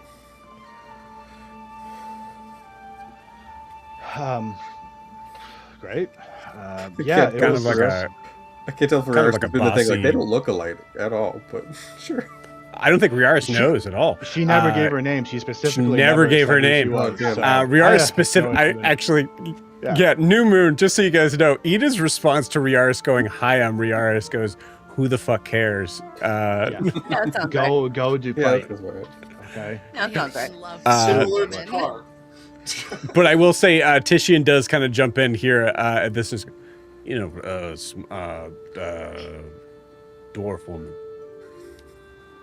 She like, oh, okay, yeah, Well, yelling yeah. at someone or you or lots of people. She yells a lot. She was yelling a lot. Yeah, Yeah. yeah, Yeah, okay, that's yeah. We okay. met her. Yeah, she was fighting some pretty big guys. Elves, half elves, something along those lines that were pretty mean. Oh, Right hands. You guys heard about them? I think that's their name. Kaz, you're here. As you start to hear, you hear some things being thrown around. What do you do? Mm-hmm. I let them keep talking. Okay. Big guys, tan skin, Oh yeah, yeah, yep. pretty Yeah, ruthless. 4 of them, 5. Yeah, they were quite the handful, I think you could say. 4 of them. I mean, they might have been brothers. I didn't spend a lot of time looking at them, to be honest, but it seemed to be kind of a focus to pen them in, at the very least. Okay. Well, there's like 3 of them, but that's okay. Must have been a lot going on, so I can understand how that's confusing. It's really a history check. Oh no. Oh, great. We have to talk. 9. 9. It could have been 3 of them. I mean, you remember there being 4, but maybe like the 4th one was not one of them. 4th one Also, didn't have Dan, pointy roll better, ears, so please. probably like I don't. I think I just take a moment, just kind of look, and sure, maybe there was 3. Okay. Okay. I think there How was many? 4. I'm pretty sure there was 4, though. I mean, I was there. I don't know where you were, but I was there. So, hey. Got. We were getting stuff done. Good. So how many of your friends are here out of, what is there, like 10 of you, 3 of you? I don't know. My counting ability is a little questions at the moment, so I'm not sure how many of there are.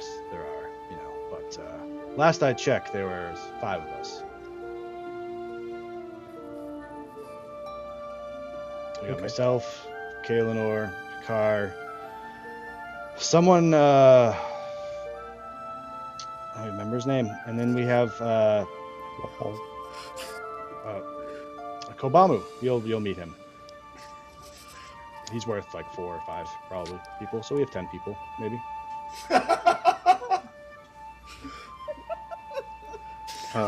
Okay. Did you say llama? I'm sorry. You say a llama? Oh my god. Okay. Well, I guess since your whole party's I'm here, sorry. yeah, I can Above send board, you guys what was back. the you said? Kobamu. Okay, great, thank you. Actually, it's a panda. But, yeah, I mean, if your whole party's here, I can just send you guys back home. But we can kind of, once we're there, we can decide what our next move is. If you guys are willing to help do that, then We are 100%. It's what we're here to do. So, yeah. Also, sorry for hitting you with the sword. We just came off a fight on edge. It's okay. You didn't hit me. It's fine. Well, I mean, like we clashed swords a little bit. I think Sure. Green, it's not Well- about your pride. No, I'm just stating facts. I mean, Your sword is pretty cool. I actually would like to ask about that at some point. It's pretty cool. well, And I'm sorry. Your eyes? Sorry. I don't. Where are you from? Can I ask where you're from? Is that a? complicated question. Kind of like all over. I was technically born in a Nilduin, and then found by her name is Tayo. She's a Kirin, and then she gave me to my adopted parents, who kind of traveled all over because that's kind of what the compass does. So kind of just everywhere. And the compass is the home base in Dare's Wharf. You see Tisha just kind of like walk past Ianthe and go, everywhere we go, it just doesn't stop. It's everywhere. As he's talking, I think I mentally make sure I do it just in my head, asking Talia, does any of this make sense? Do you know of any? He's not us. What? No, we're not. I don't even know how to say the name that he just said. Yeah, neither do I. Okay. More mysteries about our people. Great. Well, thanks. Sorry, I just had to agree. I haven't seen someone of my, I guess, kin out in the world. So I'm a little off thinking about it. So. You're honestly only the second one I've ever met. but I guess it's nice to meet you. And I'll stick up my hand as like an apology, like a proper greeting. Sure. Yeah, absolutely. I'll shake your hand back. Just kind of give a nod. Let bygones be bygones, eh? Yeah. I think we're almost there, Elo. You see, Elo has stopped for a second, looking at this. Just, yeah, no, we're here. I don't know if everyone's made it back yet. And Car, please roll me a perception check. I need to get Car up. Sorry, I wasn't ready for that one. Give me All one good. moment.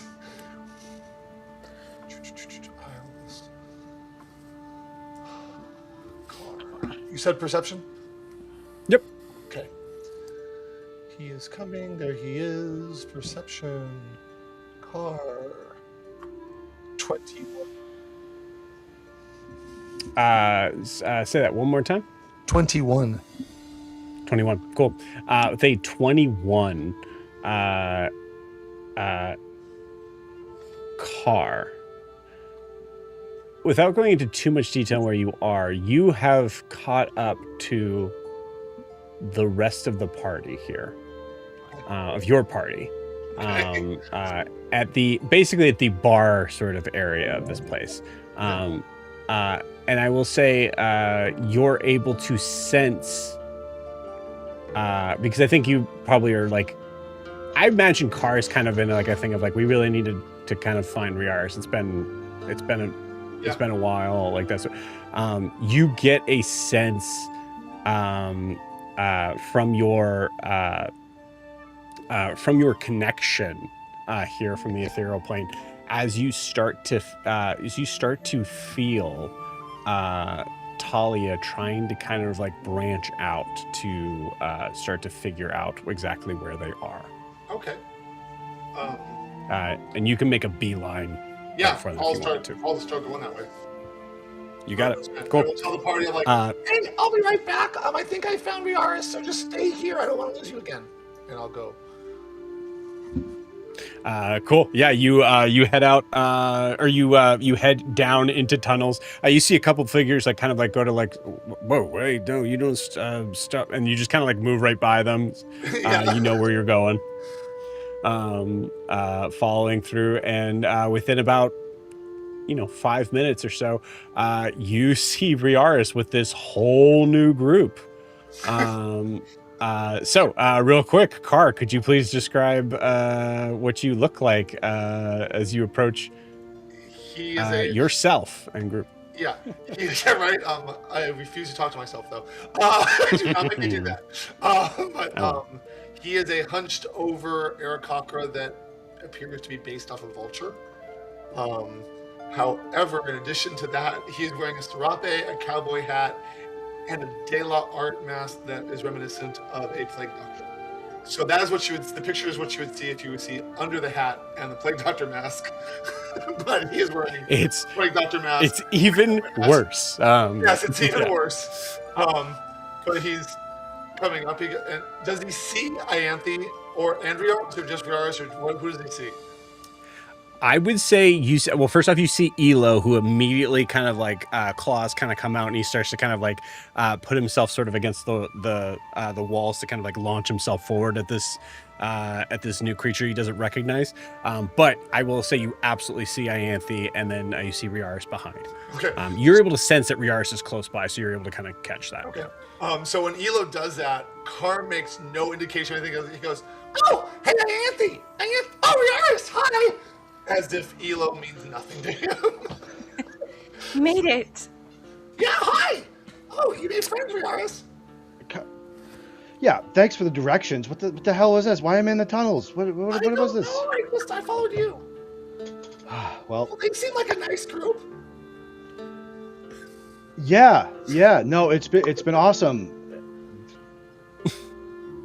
Man, I'm happy to see you. This is great. Me too. Oh my god! He comes over and wraps his arms and wings around Riaris. Everybody, this is Car. Hi. He's Oh, good! And he sees Inesh. Hi! I'm glad you made it. Yeah, it's you. Oh my god! And you see Inesh kind of run up and give you a hug. Deem, you're like, what the fuck is going on? Car's like, oh, hi! Yeah, you're welcome. Good. It wasn't your time. I told you he's nice. I'm trying to be... Adim, you're not gonna go like say thank you or anything? Like he kind of saved your boyfriend there. Evil. Troll, you absolute troll. you see Inesh kind of pull away. Don't make it awkward. It's fine. It's fine. He just he just saved my life. It's not that I it's not said that big thank a deal. you. Looks at Adim. Hey, gosh, didn't mean to. Okay, fine. Okay, hey, thanks. I'm Adim. Thank you for saving him. Yeah, no problem. I appreciate it. I'm here now. Jack, please take a point of inspiration for that, for talking to yourself. Thank you very much. This is for Carl or for Adim? Which one is it for? Yes. Yes. But yeah, Car's like, oh well, I can lead you back. And then ethereally, but not visual, not here, he says, I tell you, and then shifts back and goes back. Riaris, you said this strange bird seems to be able to see me. We've gone over this. She knows I can see her. We've done this a long time ago. Did she Oh, forget? yeah, nope. Okay. Hey, the seams are falling off of Joe's brain. Okay. Yep, totally forgot. Forgot who Talia was in which campaign I was at. No clue. Natalia, I think you're thinking too much of the sisters here. What are you doing? You met Car. What are you talking about? Oh, yeah, that was... yes, no, that was Car that was talking. Yeah. This is weird down here. There's a lot of death. It's strange down here. Ethereally. Sure. Right? Are you? You got to stop jumping into our conversations. Sorry, you're like talking out loud. So.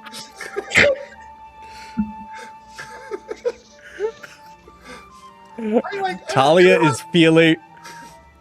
Talia's feeling what Riaris is deals with all the time for the first time. Anyway, he's like, well, you don't need to be in here. We're waiting for you upstairs. Let's go. I can lead you out. I found a way. Are you the nice bird that healed Inesh? Yeah, I think so. Am I? Yes, you are. Okay, then yes. Yeah. Ianthe said that you would be very interesting. Hi, I'm Prisha. Hi, I'm Car. He just have to shake her hand. I assume I sense no soul. Yes. Weirdly similar, Adim. Car. Car. To what you experience. Weirdly in Abervar. Yeah. I'm like, oh, well. Yeah, I keep on holding her hand, but just out of interest, not like hard. I'm like, oh, well, that's interesting. Can I ask you a question? Yeah, Are you undead? I am. Neat. We gotta talk. Are you? No. Wow. Most No. people don't get that right away. I met people like you.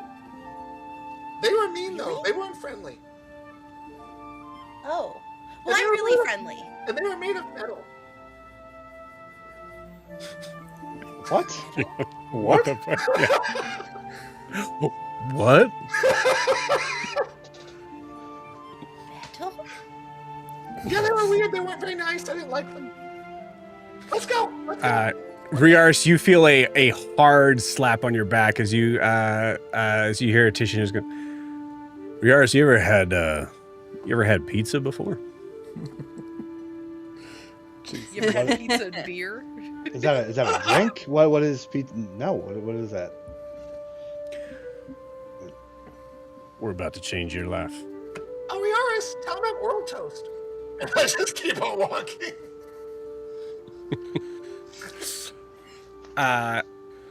Cool. So you guys make it up. As you come up, obviously there's the interaction that you're meeting with these other figures of the Reckless. But just to kind of give a little bit of a background sort of thing, you notice that Prisha, you notice Prisha, Carr, and Riaris, you notice that there's a lot of figures that are coming in that are carrying in bodies. They're not, most of them aren't dead, but they're close to it. As you see that the East Gate, as far as distraction goes, was ultimately a success, but at the cost of a lot of blood. May I say something? Yeah, go for it. Once we're up, as soon as Carr sees that, he goes straight into triage mode, and he has no spells, but he starts like wrapping, binding wounds. Yep. Trying to keep the one close to death, not dying, and he does at one point go, "Eat it, Ferrix." So he just starts. Damn. Big crap. Yeah, go ahead. What you cut out? Prisha's gonna do the same thing. Cool. Yeah, I think Riaris will as well. And if I see people in particular distress, like people that are really like, in agony or whatever, I will pull out the harmony bell that I have and just kind of softly cast calm emotions on them to try to calm them down so the surgeons or people can do what they need to do to ease their burden on their head. I think in reality, all of you guys kind of like recognize like, oh, there's this like very beautiful moment of being able to kind of like, there's new people to meet that are all going to be like useful and interesting, but you see a need.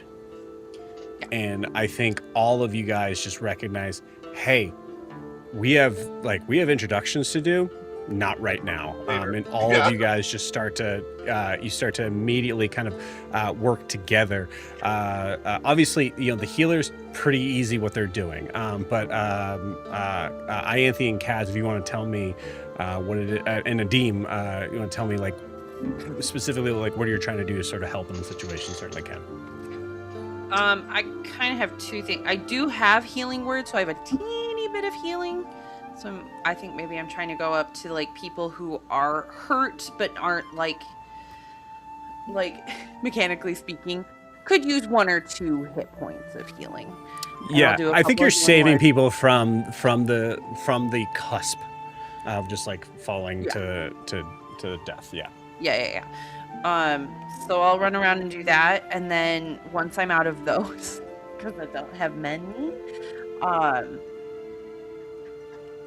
can I just like offer encouragement to those who are like the healers who are helping and give them bardic inspiration? Yeah, absolutely. I don't have many of those either. Cool. Ianthe, as you do that, you notice that there's a figure. Again, I just don't think you guys are able to make introductions whatsoever. So I think, Ianthe, as you're doing that, you notice that you seem to kind of bump shoulders with a figure that you don't recognize. Seems to be an elven figure, dark skin. And you notice that they're wearing a particularly sort of like... strangely kind of like it's metal armor, but it gives this sort of sense of like this like sailor-esque sort of like vibe to them, or some sort of like marine sort of design around this. Oh, sorry, you got him? I'm in your way. I know this isn't the time, but your armor is beautiful. And I'll inspire them. Please, you face just. Sorry, Kaelanor.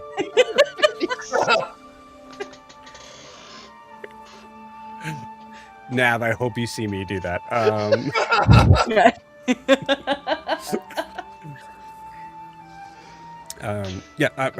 Kaelanor, nice to meet you. It gives you like a very like unfortunately firm handshake, like very like a little too strong. Oh, sorry, I'm so sorry. Just my -1 strength. Yeah. It's lovely to meet you. You too. I'm gonna find you after. We have things we need to talk about. But you go. Okay. I've Yeah. All I have right. other people Okay. to get in the way of. Yes. Yeah. You go left when she goes right, and you. Sorry. Yeah.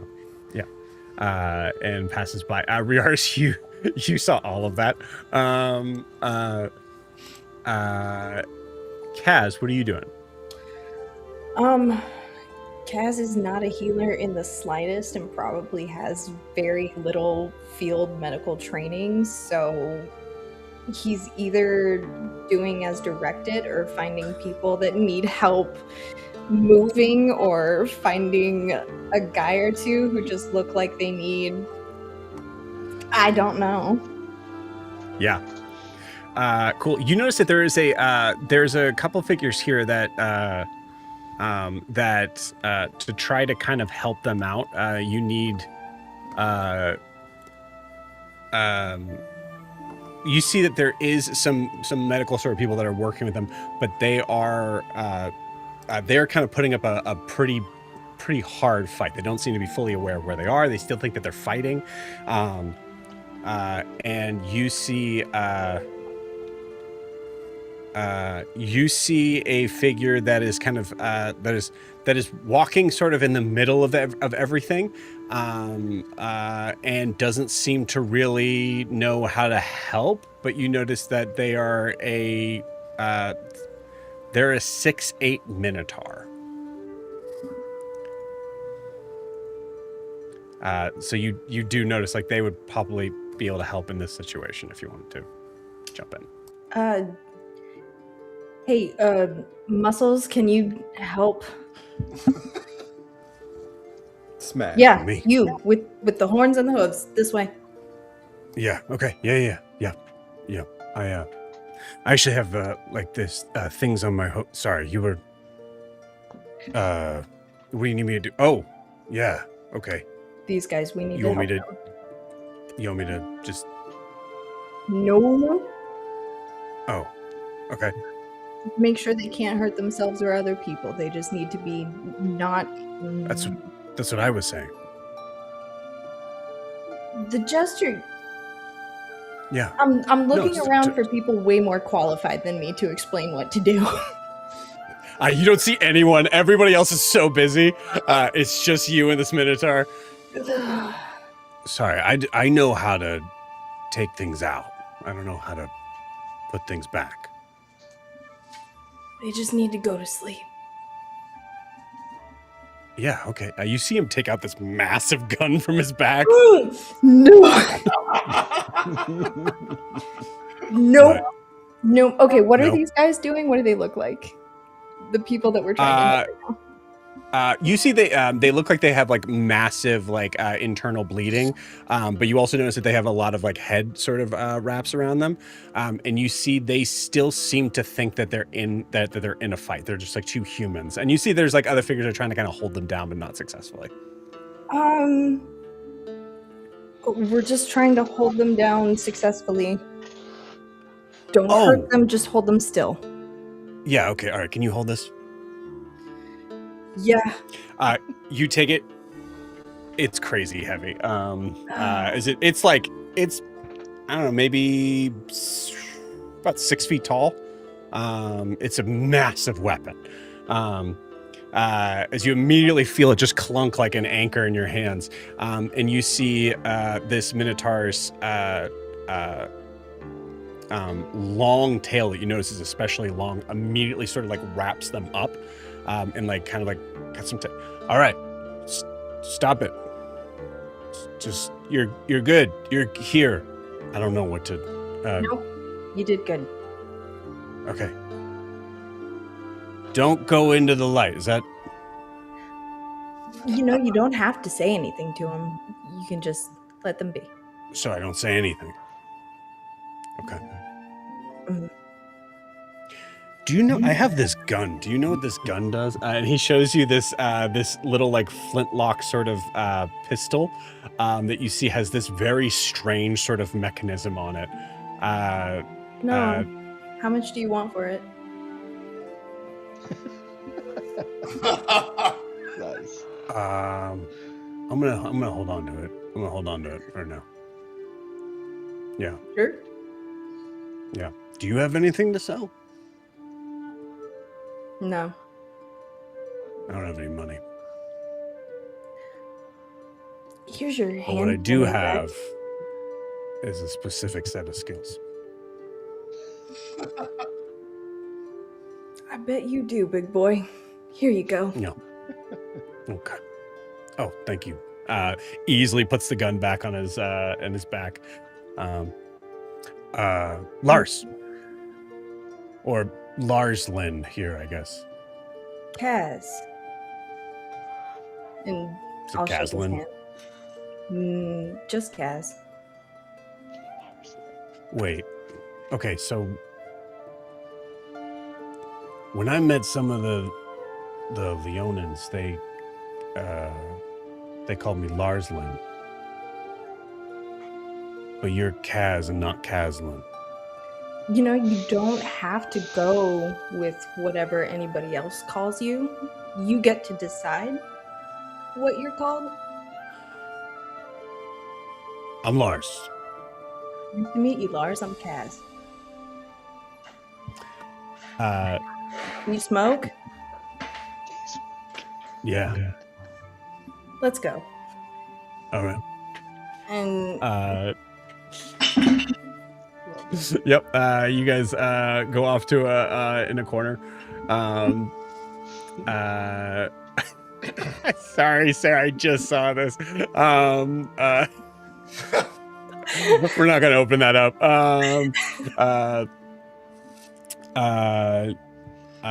Grian, what do you? Or sorry, excuse me. I'm sorry. Yes, but Adib. No, I'm gonna give it to Grian. Grian, what are you doing? I think you know where I'm gonna beeline it for, in the mess of bodies. I don't. I'm gonna go find Ida.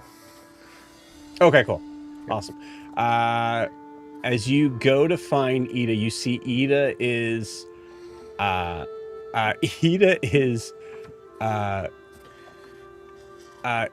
having a drink with a figure that is giant and eating what looks to be 4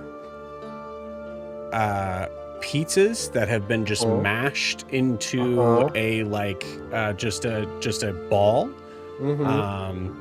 This figure is a giant panda. Oh, damn it. Who did you think it was? Well, I'm pretty sure we left a half giant friend with her, so I was like, oh my god, that's fine. It's just a panda. Oh no, Yeah. no, sorry. Okay. Ida, are you okay? There's a lot of bodies coming in. Yeah, sorry. I just need to watch this. If you see this guy, I don't remember if Riaris hey, mentioned do that you need a job?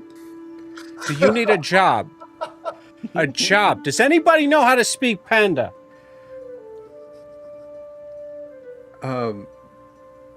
Is this by any chance Kobambu? Whoa.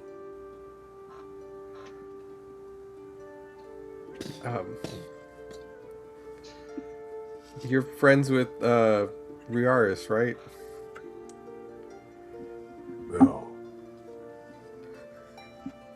No. They made it back, and I think, yeah, they were helping heal everybody. Just starts to run off looking for Riaris. Okay. Nice to meet you. I need Kobamu to cross paths with Prisha. Absolutely. That's where they're going. It happens. Bet. Oh, yeah. Okay. Yeah. I need to hug this animal. Yeah. Prisha looks up and he's scarred and he's got like, and she just immediately goes, big friend. And so I think she like gets up from what she's doing and she goes, hi, I'm Prisha, and hugs him. Do I? Oh. Oh, Kobamu, friend. Yeah, she's Yeah. not too tight. Not too tight though. I can't breathe. He can hug as tight as he wants. I don't know how to respond to that, so you just do you, buddy. You feel Prisha this giant bear hug. Is I do this. Kobamu does this with everyone now? No.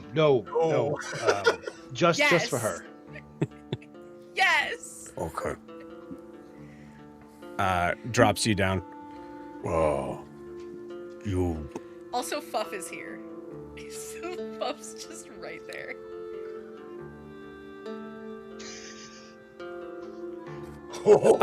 Kobamu takes Fuff and swallows him whole. Yep, he does. Yep. Thank you. Yeah. Oh. She's gonna use her second wild shape to summon him back. Friend. Oh, thank you. No. I drew Like, to get like 5 wild shapes just so I can have this bit keep going. Yes, Okay, great. That's all I wanted. have a pizza. Oh, that's what Tishian was saying. I kind of point over my shoulder. No. Yeah. All right. Hey, you look good. It's, You cleaned up. Yeah, you say them made of goat, but don't taste like made of goat. Made of goat. Show me the way once we're done here. Yeah. Too many people. It's a lot. Yeah. It's a tight space. Tight space for you, bud. We killed some to make space. Nope. No, we don't need to do that. We can leave, and they can stay here. We can go to more space. Pizza, Yeah. though. Yeah, let's get some of that. I'm Yeah. hungry. Yeah. Oh. Do you know where's Lars? Where did he go? The trail he gave me was terrible. Where is he? Have you seen him? Oh. No. All right, let's go get pizza. I'll figure it out. Well, you see Kobamu is walking through, and everybody that is standing, everybody that is around Kobamu, as soon as Kobamu approaches, just gets out of the way, except for, I think, if you're up for it, Adim. Sure. So I'm going to back up a little bit, seeing why I'm there and not somewhere else. 'Cause Yeah. I'm going to back up to Carr. Carr's trying to Sure. help people, but two things are going on. One, things are moving by themselves because Carr is in his space, and so when he needs something, things just fly over to his hand and he uses it. Because Beautiful. it's Carr. But also, he is casting guidance every turn. Every round. Yes. Yep. And So you're actually like, you're touching a lot of people, like Yeah. trying to kind of like, yeah. There are spirits just flying all around him, going out to other people, healing. They're whispering in people's ears. Adim sees that and goes, nope, and just turns around. Which is probably why he's there with Kobamu and why he's not moving. Yep. So yeah. So I think nope, you turn around and you're face to face with Kobamu or face to chest. Yeah, he goes, yeah. Nope. Oh. It's a friend. Don't hug him though. I don't know that he likes hugs. Okay, well, move.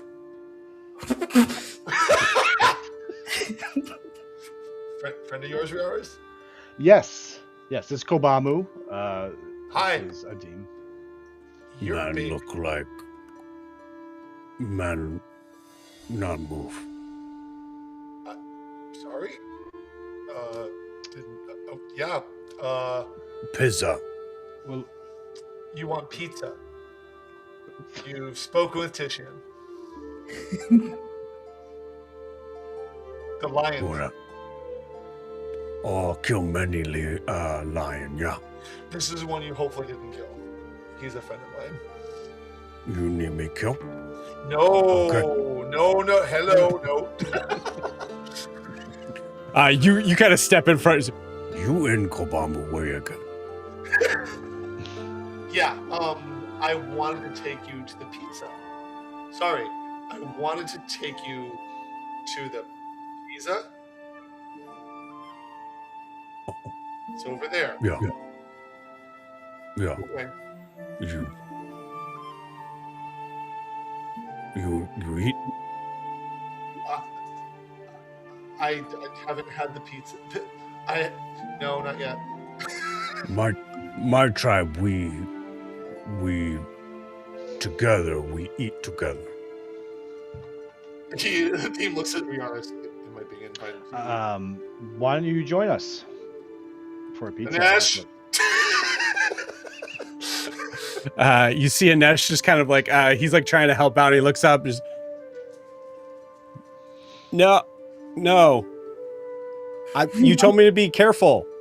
So. Okay. I've hit my kindness threshold for the day. Got it. Okay, let's go, Riars. And Kobamu, let's go eat pizza. Well, what name? Me? My name. Kobamu. Adim. You say me. Gosh, I don't say any pronouns. I just point and go, Kobamu? Yeah. Aris. Yeah. Adim. Adim. I think, Adim, you recognize this, and you see Kobamu having a moment of just like relaxation a little bit. He's so on fucking edge here. Like nothing's making sense, and you just made things simple for him for the first time today. You see him like show teeth. Hold on, I want to roll on that one because that might freak me the hell out. Yeah. I'm just gonna roll a d20 on car, but let me see. Shows it to Riaris too. Just, roll a 20 on a 20. Got a little. So I smile back like, yeah. Kobamu tribe, this mean ready to eat, to fight. But in lion place, this mean friend. Pizza. Just Pizza. Wait over there. Let's go. He's gonna just do this the whole time, but he's not eating, just showing his teeth. And in Primordial, to Anesh, we're gonna talk. Ooh, I can hear that too. And I kind of look between the two of you guys like, oh, what are they going to talk about? I can hear Primordial. It's definitely a water-based Primordial, Riaris. I don't care. I heard. Yeah. So same idea. Like you catch that as primordial. You just hear there's like a certain sort of weird accent to it. But also Riaris, you've also probably heard that accent actually.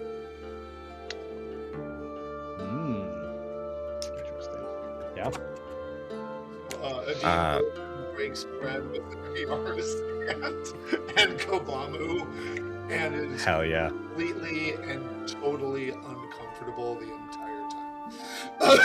So, just you got it. But doing his best to be friendly. So he's doing his best. Cool. I think lastly,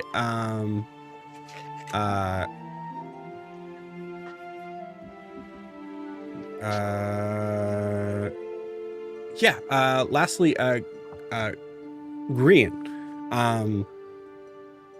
I'm gonna say just because we've kind of gone through everybody, go ahead and roll me a d4. Yeah. No. Wait. Yeah. Okay. It's a 1. Okay, cool. What are you doing in this during this time? After talking to Ida? Oh, I'm sorry. That's right. You were talking to Ida. That's right. Yeah.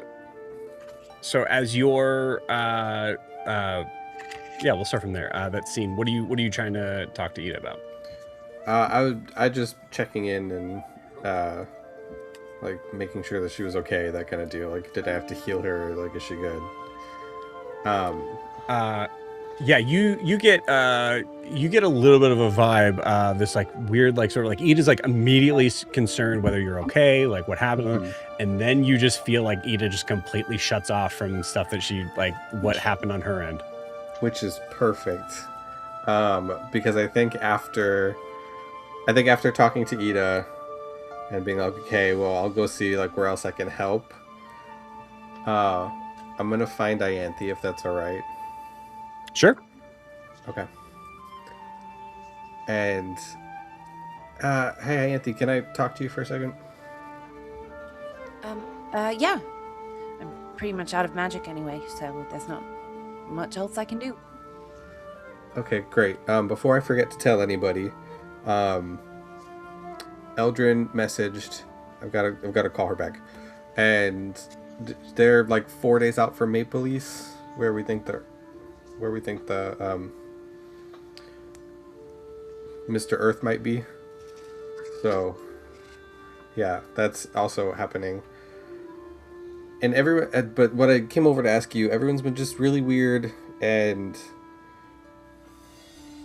like everyone's like, oh, you know, there's 4 Fernands, but there's definitely 3, and everything's just a little wonky. And I think we need to just sort this out.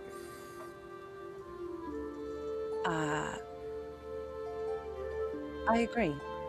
I think maybe it's time we address that. Yeah. I can help you with that. I think maybe now is the right time. Alright, let's look at Jack. I don't even know what's happening. Fighting for his life right now. His tiny war. That's a Deem and Kobamo trying to share the same pizza. Yeah. Yeah.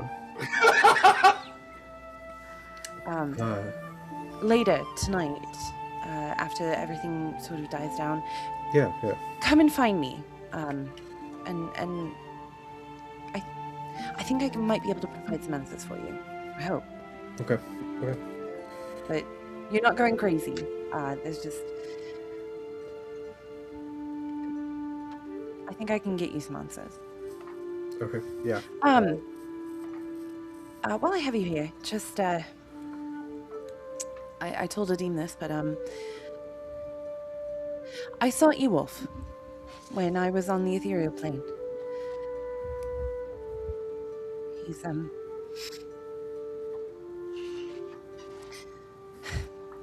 really gone. But it's good. Good. I thought you'd want to know. Did you talk to him at all? Or did you just see him?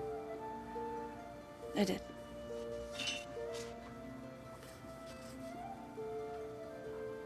Well, I'm glad you got to say goodbye. Me too.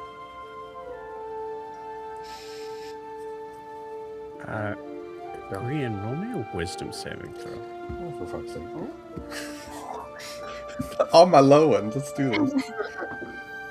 Oh, for fuck's sake. Does it matter? It's a 2. It's a nat 1 plus 1 is going to be a 2. Brother. Yikes. With a nat 1.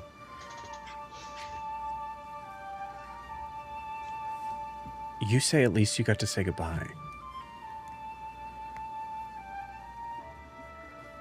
And he felt like there was this weird amount of weight behind those words that even you don't really understand. You feel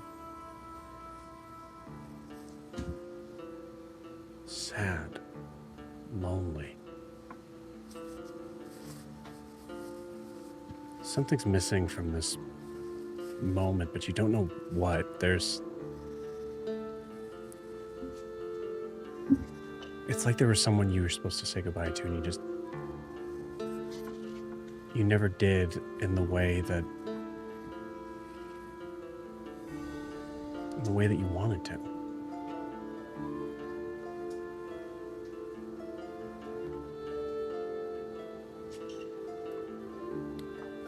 I think what happens is I think I hug Ianthe out of just like, obviously she's going through that. And out of just this weird thing in the back of my mind to just like, I also need comfort. And in not like a evil way or anything like that. I think as I hug her, in my hand forms my packed weapon. And I just stare at it like that something's missing. And it's like it's there, but it's not. Because that's where I got it from.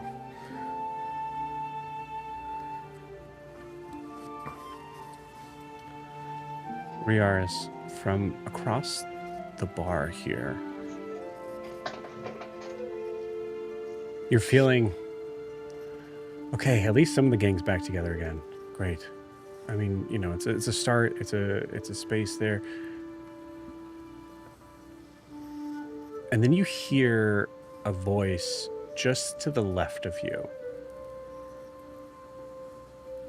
As you look and see,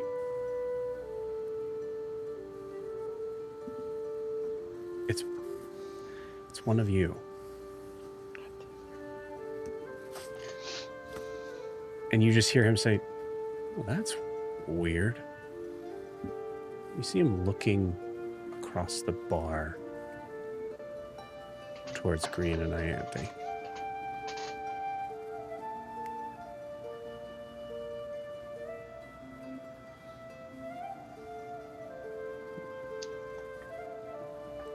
How close is this version of me? Is within talking distance? Right next to you. Yeah. I try to take a moment when Kobamu is stuffing his face with pizza or whatever and Adim isn't quite looking, to just kind of lean back a little bit as I'm looking at Green and Ianthe, just go, tell me more. Well, just where I'm from,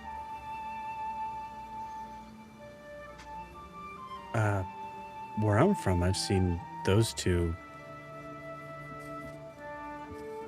try to kill each other.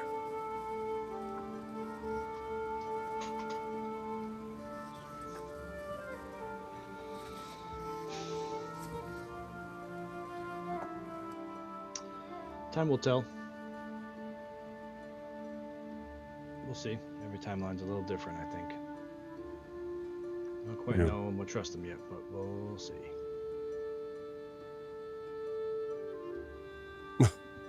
Well, I guess it would be weird for... I remember there being a similar sort of situation to this, but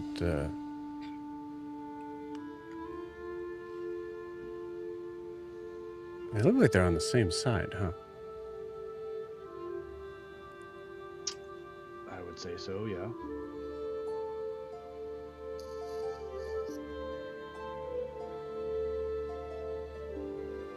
From what I remember, he was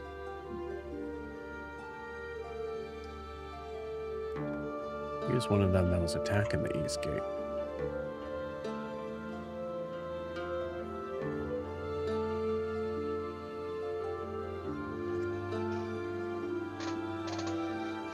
And what was she?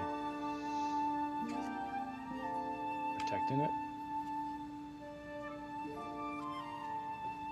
Yeah.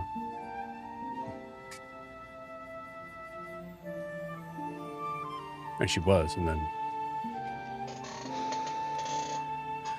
one of those big fellows took her down.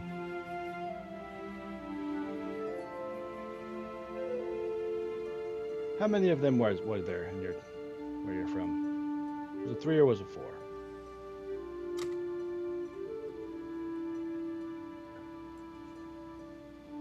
Four, for sure. Knew it. Well, just because it happened with you doesn't mean it happened here, but they seem pretty close.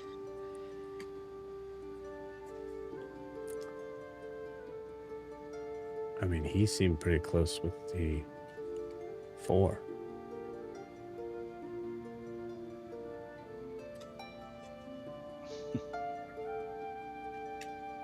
Just saying, Riaris, be careful.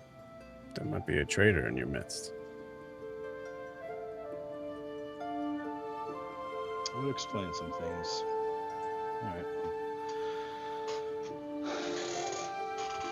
We'll see. Appreciate it.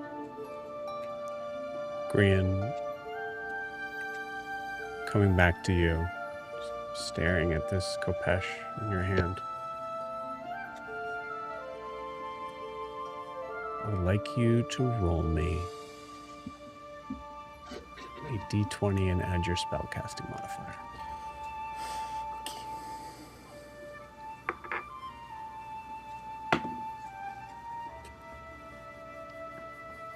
I can't do simple math this late. That's just my charisma, right? Is it like +4? Yeah, be d20 plus your charisma modifier. Yep. All right.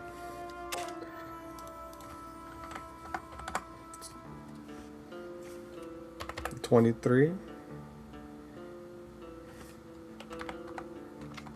Yeah, that's what the calculator said. Sorry. The DC was 20. Grian, as you stare at this Kopesh, you remember a face. You remember hands. All of a sudden, you remember everything. And with that, we're going to end tonight's session. See you all next week. Thank you, Dan! Hey, Dan. Yeah.